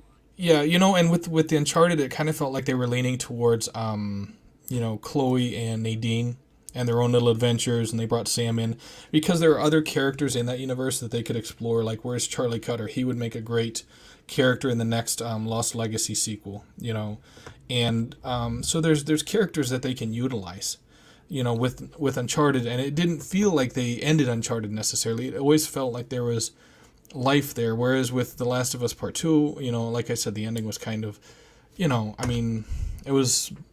left something to be desired, whereas, Uncharted, you were like, hey, they can flow right into the next one, I just don't think you can have Uncharted without Nathan Drake. It's like having Indiana Jones without Indiana Jones. That's what makes the game. You could have The Last of Us Part 2 without Joel. Spoilers again.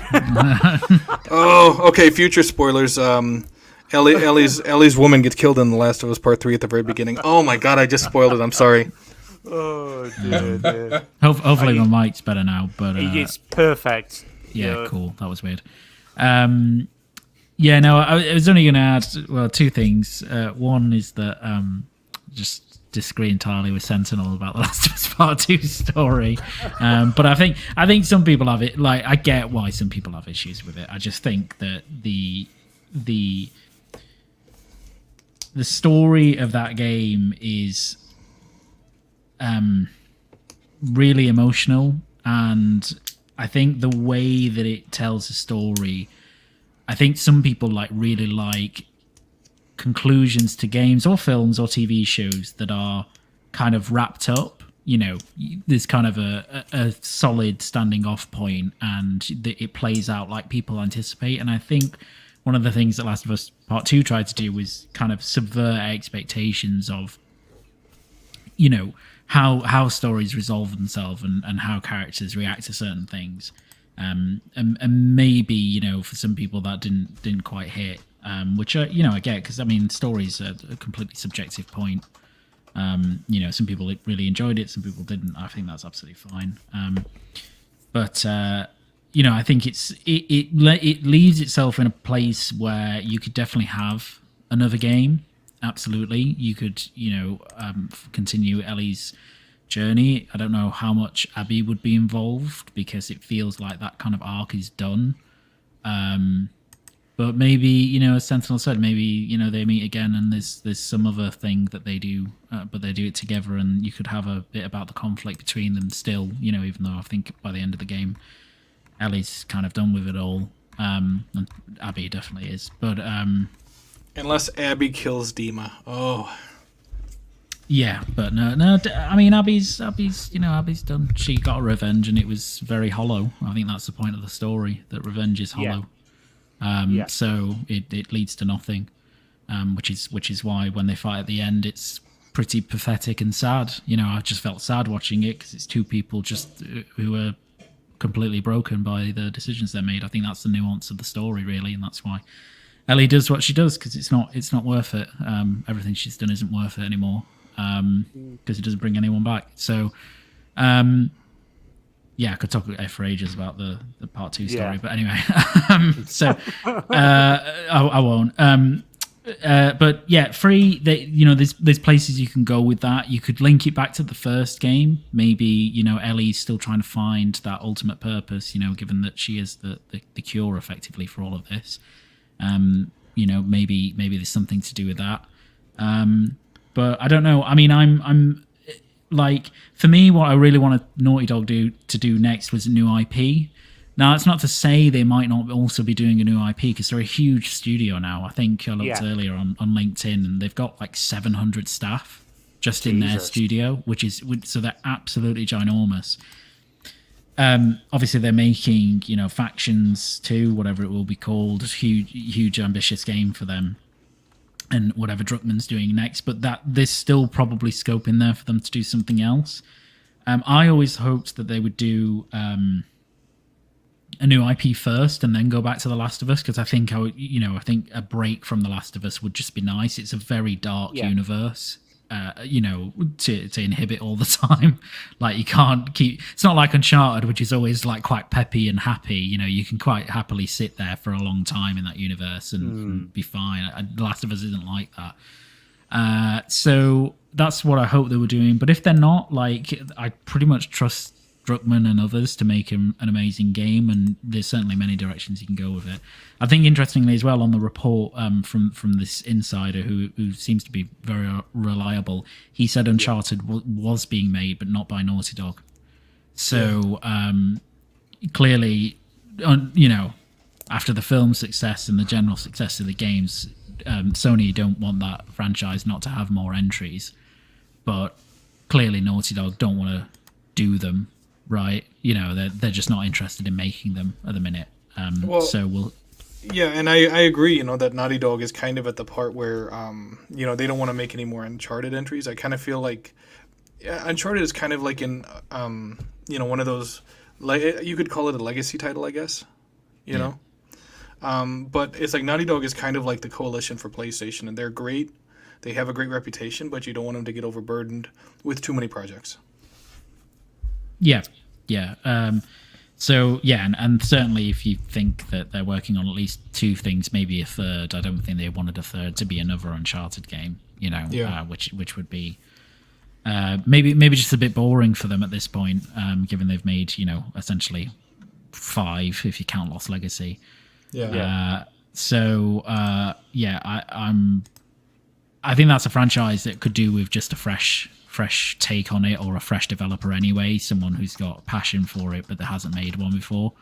Obviously Naughty Dog can supervise it to some extent and help, but I think another Last of Us, I'm all for that, but I really hope we've got a new IP coming from them as well, because I don't want they're too talented. Like the Coalition, right? I love they're so talented. It pains me that all they make is Gears, and I really like Gears. Yeah. But they're such a talented studio. I don't want Naughty Dog to become like that, and I don't think they will. But let's see let's see when they officially announce stuff what they're doing. And a lot of times you have like a great studio that won't have someone in charge that's a visionary, And it feels like Neil Druckmann is the visionary that keeps pushing a lot of these projects forward, and he has all these ideas. And PlayStation's pretty much given him free reign. They're not tying him down like Xbox did with the Coalition of the Gears franchise. And it's nice though that they're saying, hey, you want to continue the Last of Us story, do it. You want another project that's new, do it. They have leeway, and that's something that's really working for Naughty Dog. And I feel like that's something that's hindering Coalition, like you said. Yeah. See, I find Neil Druckmann, I think he can write his own ticket. He's like Kojima. He could have and do whatever he wants without question. Sony will just give him whatever he wants. I think Naughty Dog is one of the best game developers on the planet. They just easily. They know how to nail story, emotion, connection. They just, whatever they do, they're just amazing at. And it would be nice to have actually see something new, do something a bit different, go get away from these franchises and refresh. I don't like the idea of Naughty Dog, Uncharted being made by another studio, because we've seen it before where other games are being made by someone else, and it just doesn't feel the same. It's different. The only thing I'd say with Uncharted is Bend made Golden Abyss for the Vita, if you remember, and that was a great Uncharted game. So they really nailed it. So there is precedent for like another developer coming in and doing this and doing it well. Chains of Olympus, God of War on PSP, Ready at Dawn did that game. Yeah, great God of War game. That they all felt like they were still still Naughty Dog or Sony Santa Monica made those games. So it can work, but I know what you mean. There's that like trepidation because also who is actually going to make that game? Because it's not going to be Bend because they're making a new IP. It's not. We know it's not Naughty Dog. What other studios do they have that could make that game? That's the bit that's up in the air. Like who would be making it? I mean, it was supposed to be the visual arts studio, wasn't it? That was making it. They were spinning up a development team of their own to make it with Naughty Dog, and then that team got kind of, well, not gutted, but they got scrapped basically, and now I think I've heard that maybe that's coming back up again. So maybe it's that team, made up of veterans, but I don't know. I'd be really curious to see who it is. I want a Kojima Uncharted game. Give me that. Oh, Jesus Christ. Oh my. 90% cutscene. 90% cutscenes. You want cutscenes in Uncharted games? Get Kojima on it, making a crazy Uncharted game. I don't know who it would be, but it'd be interesting. See, I would like to see Sucker Punch have it. I know they've got Ghost of Tsushima, aren't they? Is it Ghost of Tsushima they're doing? Yes.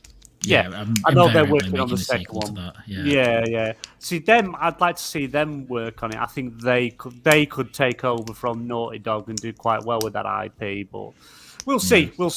Right. Well, you know what's funny though, right? Is you have Sony talking trash about, or you have PlayStation talking trash about Nintendo, right? Calling them a game or calling them a kid's console or whatever it was, but they're doing the same thing to safeguard their IPs that Nintendo does. Because Nintendo is very cautious with who they allow to make games for their system, just like how PlayStation is. And I know we don't really know who's doing the Uncharted thing right now, but you gotta know that Neil Druckmann is basically going to be an advisor for Sony, for PlayStation, regarding who they let touch it. Yeah, like it's kind of like Cory Barlog again, right? His own ticket, his advisor on stuff, and it'd be interesting to see. It's like I say, I think come next year, maybe Q3 next year, we'll have a better idea of what's happening. Hopefully, some announcements of these projects, but we'll see. Right, here's a quick one before we move on to the main topics. I know we're running a bit long. The Amazon announced that they are doing the God of War TV show, and I've managed to get hold of the actual bit of info on what they're doing, and it pretty much tells us where it's based. When his beloved wife dies, Kratos sets off on a dangerous journey with his estranged son to spread her ashes from the highest peak. His wife's final wishes. That is what the show description reads. So that pretty much just tells us it's set in God of War 18 in the Norse mythology side. It's going to be a bit strange because they're going to have to sort of explain who he is, how he got where he is, and, if you're missing the whole Greek mythology side and all that, killing all the gods and stuff, it's they're going to have something in there. Maybe it's done by flashbacks. Maybe you can include something like that to try and do it that way. Explain what happened, because if you just jump straight into 2018 and have no clue what's happened, you have no idea why this guy's here and what's going on. What would you like to see more than them just follow the first the God of War 2018, or do you want to do a bit of a different spin on it? Sentinel, come to you first. What do you think? Yeah, I think some people, it's like you said, a lot of people aren't going to know about Kratos, but I think if they introduce him through flashbacks, that's a great way to do it. I'm looking forward to it to a point, but not everything that comes to TV or movies, obviously from the gaming world, turns out good. Some of it turns out absolutely horrible. So I guess it's kind of up in the air at this point. Who would you want to see play Kratos? The Rock. Who's big enough? The Rock. Really? Yes. Is he big enough? You know what? And some people are like, he doesn't have the voice, and I'm like, well, you think back to Arnold Schwarzenegger in Hercules in New York, and they just dubbed his voice. If he doesn't have the right voice, you could just dub Christopher Judge over him. There you go. Yeah. Rock with Yeah. See, there you go. Problem solved. Oh, Jesus. Oh, my God. Oh, jeez. Do all that effort to hire The Rock, pay a massive salary, and then you dub his voice. Yes. Oh, jeez. You could just imagine, The Rock stands over there, looks at Kratos, looks at Atreus, raises the people's eyebrow, and all you hear is Christopher Judge going, boy. Absolutely, 100% not The Rock. The Rock cannot play anybody else other than Dwayne The Rock Johnson. So, hopefully not Chris Pratt. Hopefully not Chris Pratt. No, Chris Pratt. No, he's going to play Atreus. I don't. Yeah, no, he'll voice Mamiya probably. Oh, jeez. I think you need. I don't think you need someone for, like, big AAA profile actor for this. I think you need someone who can really deliver the role. I don't. The Rock, no, 100%. Like the only AAA, like, kind of big name actor I could see conceivably pulling this off would be someone like Jason Momoa. That's the only person I could see doing it, because he's got the physique and the kind of acting chops to be able to do that, and the kind of look. I mean, if you watch him in Game of Thrones as Khal Drogo, like, Khal Drogo is in many ways very similar to Kratos in terms of the way he presents and the way he emotes and stuff like that. So I guess he could probably do it, but I wouldn't want Jason Momoa to do it, because I don't think you need big name actors for this. You could always use Michael J. White. Who's Michael J. White? He played Spawn. What, from the 90s? Yeah, but the thing is, you got to understand, in the 90s he was like in his maybe 30s. He's still in great shape. He's like in his early 50s, maybe late 40s, early 50s. But he does a lot of weightlifting and a lot of martial arts. But I don't. Yeah, no, but I think the problem is, if you start casting just on the basis of, do they have the physical, like, can they physically look like Kratos? I don't think that works, because no offense to actors who look like that, but they don't tend to be amazing actors. And I think you need someone, like, unfortunately, like, it's a shame they can't just use Christopher Judge in a way. Because he is physically very imposing. He is, pretty ripped, or at least he was. And obviously he is Kratos. Like, it's going to be a difficult casting job anyway to try and not replace him. But, like in the Last of Us show, right? Like, Pedro Pascal is an amazing actor. It's very difficult to kind of translate Joel from Troy Baker and his performance to a live action thing. And it's even more difficult here, because Kratos is so, Joel's just a guy from, Texas or wherever, right? Like, Kratos is a Greek demigod in Norseland. Like, that's a really difficult thing to pull off. So I think they need to think very carefully about who they would cast for it. It doesn't need to be a big name, nor does it need to be someone who outwardly, has a huge appearance, because you can always train them up, right? They can get very impressive physically for the role, but they need to be right for it. You know what I mean? Like, they need to be like to be able to emote the way Kratos does, to be able to bring that gravitas to it. Because, the 2018 reboot onwards, it's very emotional, so you need someone to be able to pull that off. Yeah. So I think that's going to be, like, that casting job is going to be unbelievably difficult. But they will need to search far and wide for someone. I would have said Dave Bautista. No, because Bautista. It's awesome. Because again, no, right, okay, Dave. Like, to be fair, Dave Bautista is actually a good actor. and I really like him, and he's been in some really good stuff. But again, he's too. You can't have someone who, like, Kratos is unique in his appearance, in the way he acts. You can't have someone like super famous in that role, because all you will see is that person. Look at Uncharted, the film, right? I never see Nathan Drake looking at Tom Holland. I just see Tom Holland. He's too big for the role, almost. Like, it needed to be. It needs to be someone lower profile. So it needs to be someone lower profile as Kratos, and then probably all the main cast as well. That's not to say they can't be great actors, because look at Game of Thrones, right? Most of those actors were not supremely famous actors in their own right, but they were all very well casted, and that's why that show worked so well, because they were great. And now they're all, many of them are megastars. But it needs to be something like that. So no Batista, no Rock, no Michael White, none of them. So someone waiting to be discovered, basically. Yeah, someone waiting to be discovered, or someone who has got some acting chops, who's been in some stuff, but cast. They need to cast for the role, right? They need to go out and do testing and stuff like that, and see if they can find someone. I'm sure they will, but it's going to be really hard.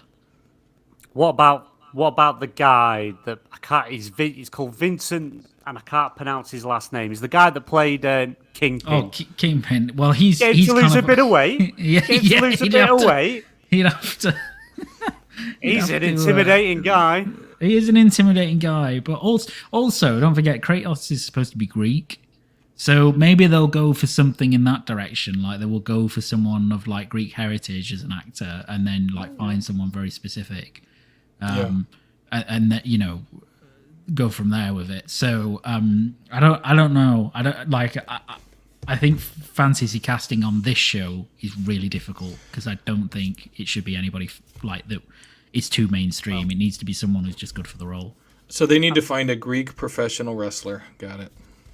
They could, why not? Chris Pratt. Let's just have Chris Pratt. Just get Chris Pratt in. Chris Pratt. He does everything. Let's just have him as Kratos. He just stand there, because he can do Chris Hemsworth's voice when he was being Thor. I'm a man, boy. There we go. Jobs are good. Right, let's move on, because we are running past our usual time, but we definitely want to bring this one up, because obviously more information has come out from Microsoft. They have offered Call of Duty to Microsoft have offered Call of Duty alongside this 10-year deal, also to put Call of Duty into their PlayStation Plus subscription, which personally thinking I think that would actually be as far as they're willing to go, because the only other thing... Oh, Jesus. Yep, I had to bring this topic up. I did. I want to hear the Sentinel rant, but we'll get there. But I just think the only other thing that Microsoft could offer on top of this to PlayStation, which would seal the deal, and it wouldn't be surprised me if Smooth Eyes Jim would go for it, is have the marketing rights for 10 years. Doubt it'll ever happen. I think it's probably impossible, but if they offered that as well, I think Jim would jump on his desk, do his bit of a tap dance, and start turning around to Activision singing "Never Gonna Give You Up." I think that's what we'd say. But I'll read the article, and then we'll go from there. This comes from Rebecca Smith over at PlayStation Lifestyle. Microsoft recently offered Sony a 10-year deal to keep Call of Duty and other Activision games on PlayStation consoles as a sweetener to smooth over the intended Microsoft Activision deal. Not only would players be able to play those games on the PlayStation 4, PlayStation 5, but the Call of Duty franchise would also be included as part of the PlayStation Plus. Microsoft offered a 10-year deal to Sony to make sure the Call of Duty did not become an Xbox exclusive franchise if the former's intended acquisition of Activision went ahead. This would mean that all future console games released within that period would be available on PlayStation 5, the future PlayStation 6 console, and perhaps the PlayStation 4 too if they do backwards compatibility. According to sources who spoke to Bloomberg, the deal would also allow Sony to put Call of Duty games on their PlayStation Plus Extra and PlayStation Plus Premium subscription services. Sony has refused to accept the deal so far, despite getting approval from both Nintendo and Valve. Both companies are yet to comment on the reports. However, the takeover became far more complicated in recent weeks as the FTC announced it would be blocking the move. Arguments are still ongoing. Even though Luke is our resident acquisitions mergers lawyer, we'll come to you first, Sentinel, because I've been looking forward to your getting on your soapbox with your microphone and giving what for. So, sir, you have the stage. Oh, Jesus. Okay. So, okay. All right. So, here, Xbox is giving PlayStation, the 10 years, and now they're saying, 10 years, and it can show up on PlayStation Plus. And PlayStation is still saying no. And I know you're like, well, I don't think they can offer anything else. At this point, I would not be surprised if, if Phil Spencer says to Jim Ryan, hey, you know what? 10 years Call of Duty on PlayStation Plus, and I'll let you jump in bed with my wife every night of the week, and twice on Sunday. And he'll be like, there you go, and I'll pay your car payment every month. At this point, it would not surprise me because he's pretty much doing everything but dropping his own pants.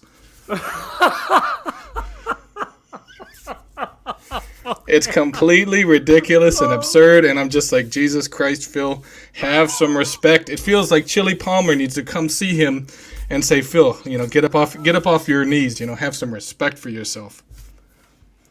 That's what it feels like. I'm just like, oh my God, Phil, what are you doing? Oh, that is the quote of the night. He's doing everything but drop his pants. Yes, pretty much. Oh Jesus. My God. I know we haven't had any comments yet, but oh geez, I can't get the picture out of my head now. I could just imagine Phil Spencer walking into Jim's office. Jim stood there, tap dancing on his desk, his little arms going. Phil just turns around, undoes his belt, drops his pants, and says, "Just go for it, Jim." Yep. That might be next. Oh my God! But Jesus Christ, that has just thrown me completely. Oh my God! But say if Sony, right? Let's just say, right? Sony come out and they say no, that is not enough.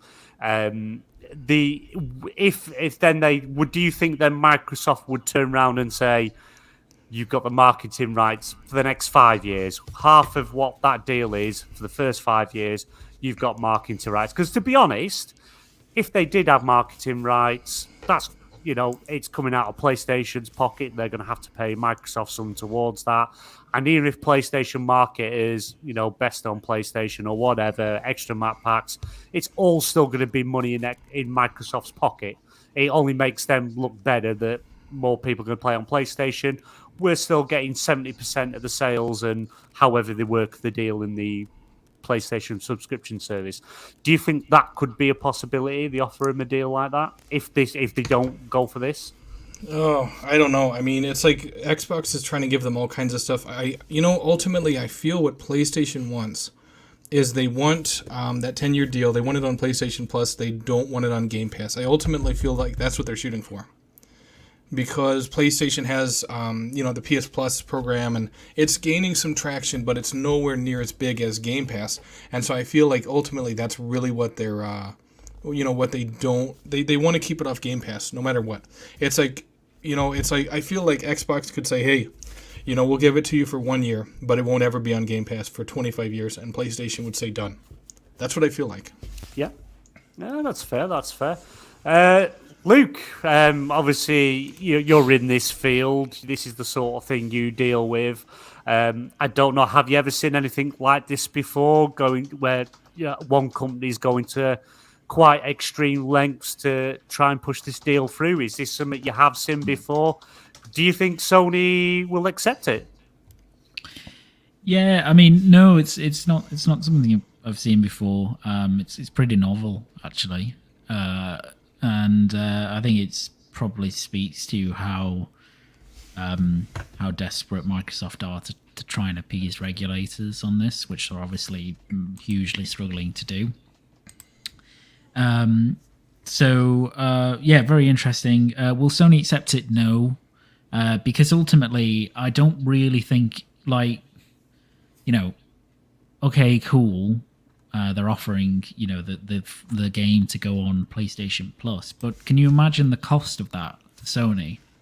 Like, how much would that, on fair market rate, which is what Microsoft would need to charge, how much would that be for Sony to put, let's say, the next 3 years of Call of Duty into their service?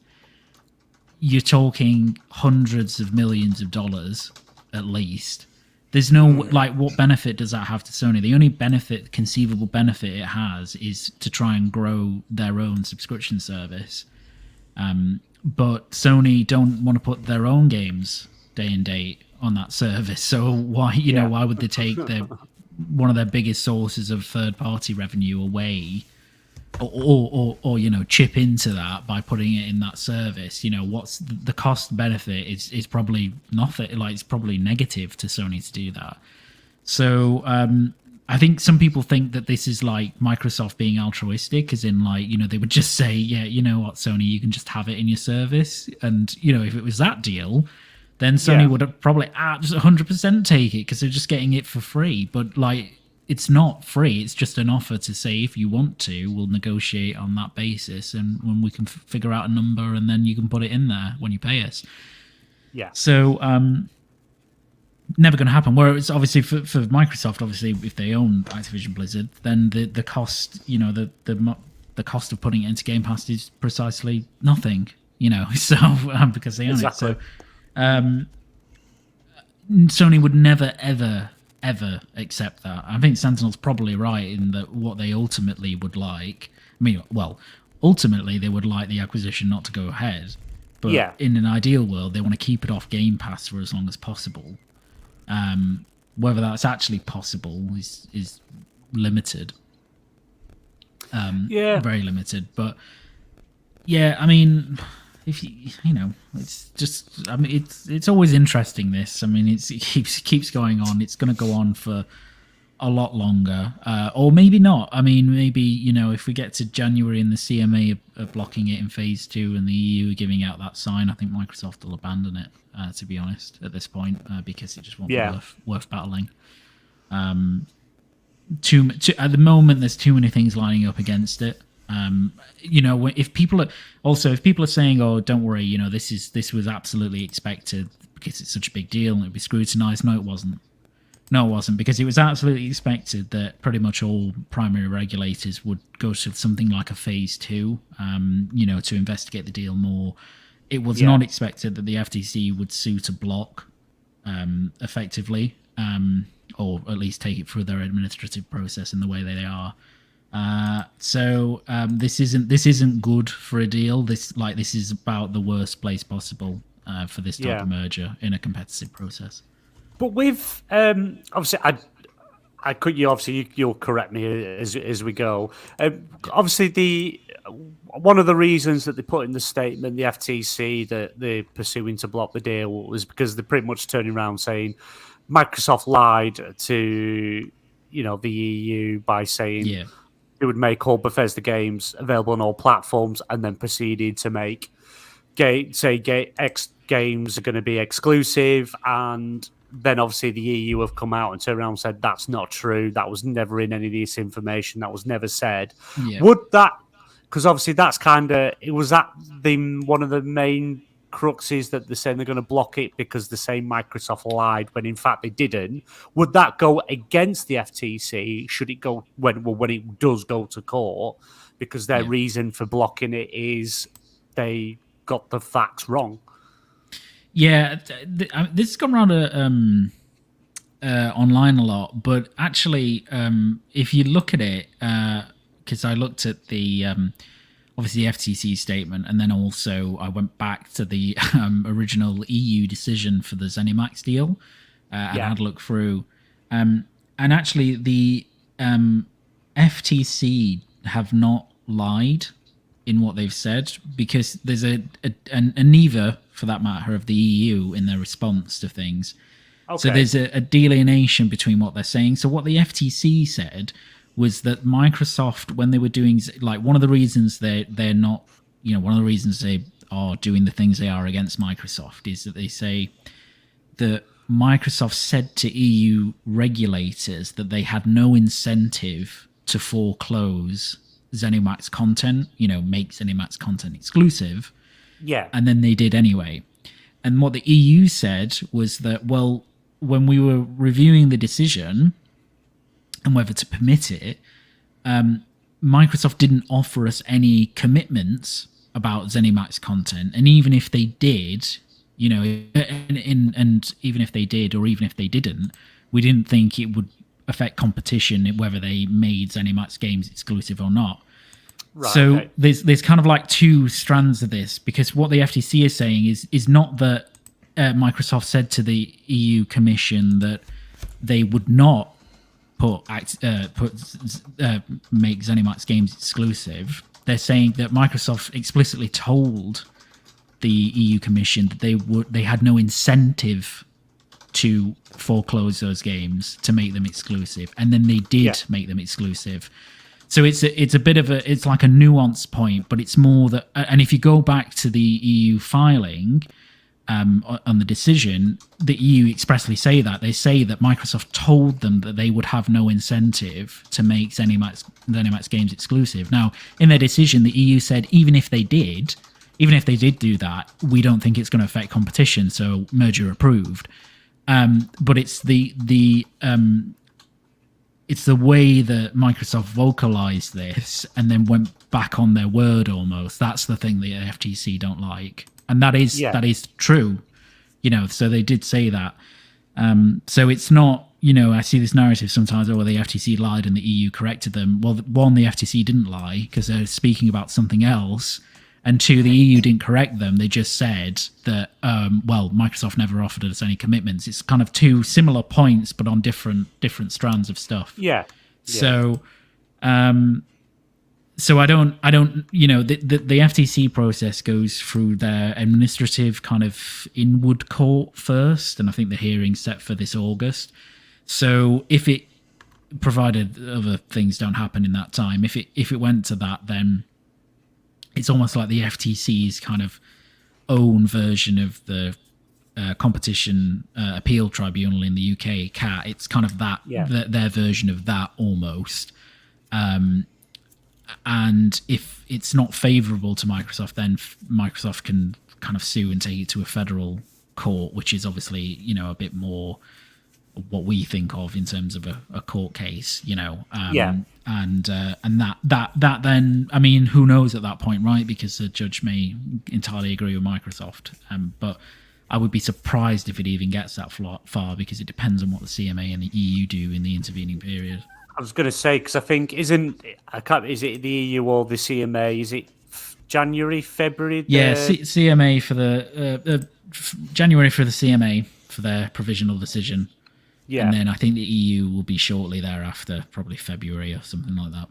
So if the CMA in January turn around and say, we're not allowing this to go through, do you think then that instead of waiting on the EU and FTC, Microsoft more than likely would just abandon the deal anyway? Yeah, at that point? I think so. Yeah. Yeah, because at that point, because they can't complete the deal anyway, because their merger agreement doesn't allow them to, because a condition of it is that you've got the consent of the FTC, the EU, and the CMA. So if the CMA block it, and let's just say, for argument's sake, that they're not going to acquiesce to any remedies, a bit like the FTC are doing, that it's dead. Like Microsoft can't move it from that point. So same if the EU do the same, and if both do it, it's definitely dead. Yes, But they just wouldn't involve. Like, there's no point for Microsoft. Then you might as well save yourself, a couple of billion or $1 billion of a termination fee and just get out now and move on. Yeah. So if would before the CMA publish their decision, will they speak to Microsoft first for other concessions or anything like that, or is before they make that decision? Yeah, well, they'll give them a heads up as to what their decision will, what their provisional decision will be, and then at that point they'll start discussing potential remedies if the CMA are willing to entertain those, and then they'll kind of publish as that's ongoing, as that talk is ongoing. They'll publish their provisional decisions to the public. And then see what happens there. Yeah, but no, it's interesting. It's nice, obviously, look from other different point of views and things like that. And like from the Sony point of view, I think the only thing Sony would accept is a signed contract saying Call of Duty will be on PlayStation forever. I think personally that's the only way they may even consider anything if the deal was going to go through. But it'll be interesting to see how things go, and we're not long to wait to see what the CMA says, and I suppose from their decision is kind of will outline where we go from there. I think we'll wrap up there. It's we have gone on a bit longer than we usually do over here. Just before we go, I just want to say to everyone, thank you for the huge support for the PSN Party podcast. We started the show 6 weeks ago, and just the feedback we've had, the guests we've had on has just been absolutely brilliant. We really appreciate the support, and thank you from the bottom of our hearts. Luke, where can everyone find you? Yeah, thank you for having me again. Always a pleasure. You find me at LukeSteele90 on Twitter. I'm also on the Indie Game Podcast, which is on this Friday, for anybody who would like to watch that. So that's on at I think 8 or 8:30 p.m. UK time, one of the two. I think it's 8. Yeah. Yeah. So go and check that out on the Indie Gamer on YouTube, and also on Green Pass Gaming, which is usually every Sunday at 8 p.m. UK time or 7:30 p.m. UK time some nights. But that's back in the new year, so look out for us then. Awesome. And yeah, definitely check out that Luke Steele and the Indie Gamer. Make sure you follow them on Twitter. Obviously, post all their content on there, what shows they've got up and coming. But yes, they have the. Is it your last indie game show for 2022? It is. Yeah. So it'll be a good one. That'll be fun. Definitely check that out. Check them out over on Twitter. Check them out over on YouTube. And hopefully I'll be able to get along at some point in the evening and pop in and say hello and tell the Indie Gamer how bad Hollow Knight is. Sentinel. Don't do that. He'll ban you. Oh, no. He'll cut my internet off. I don't even risk it. I've tempted fate just saying it out loud. Sentinel, my co-host, my friend, and family PS5 member. Where can everyone find you, sir? I am on Twitter pretty much every single day.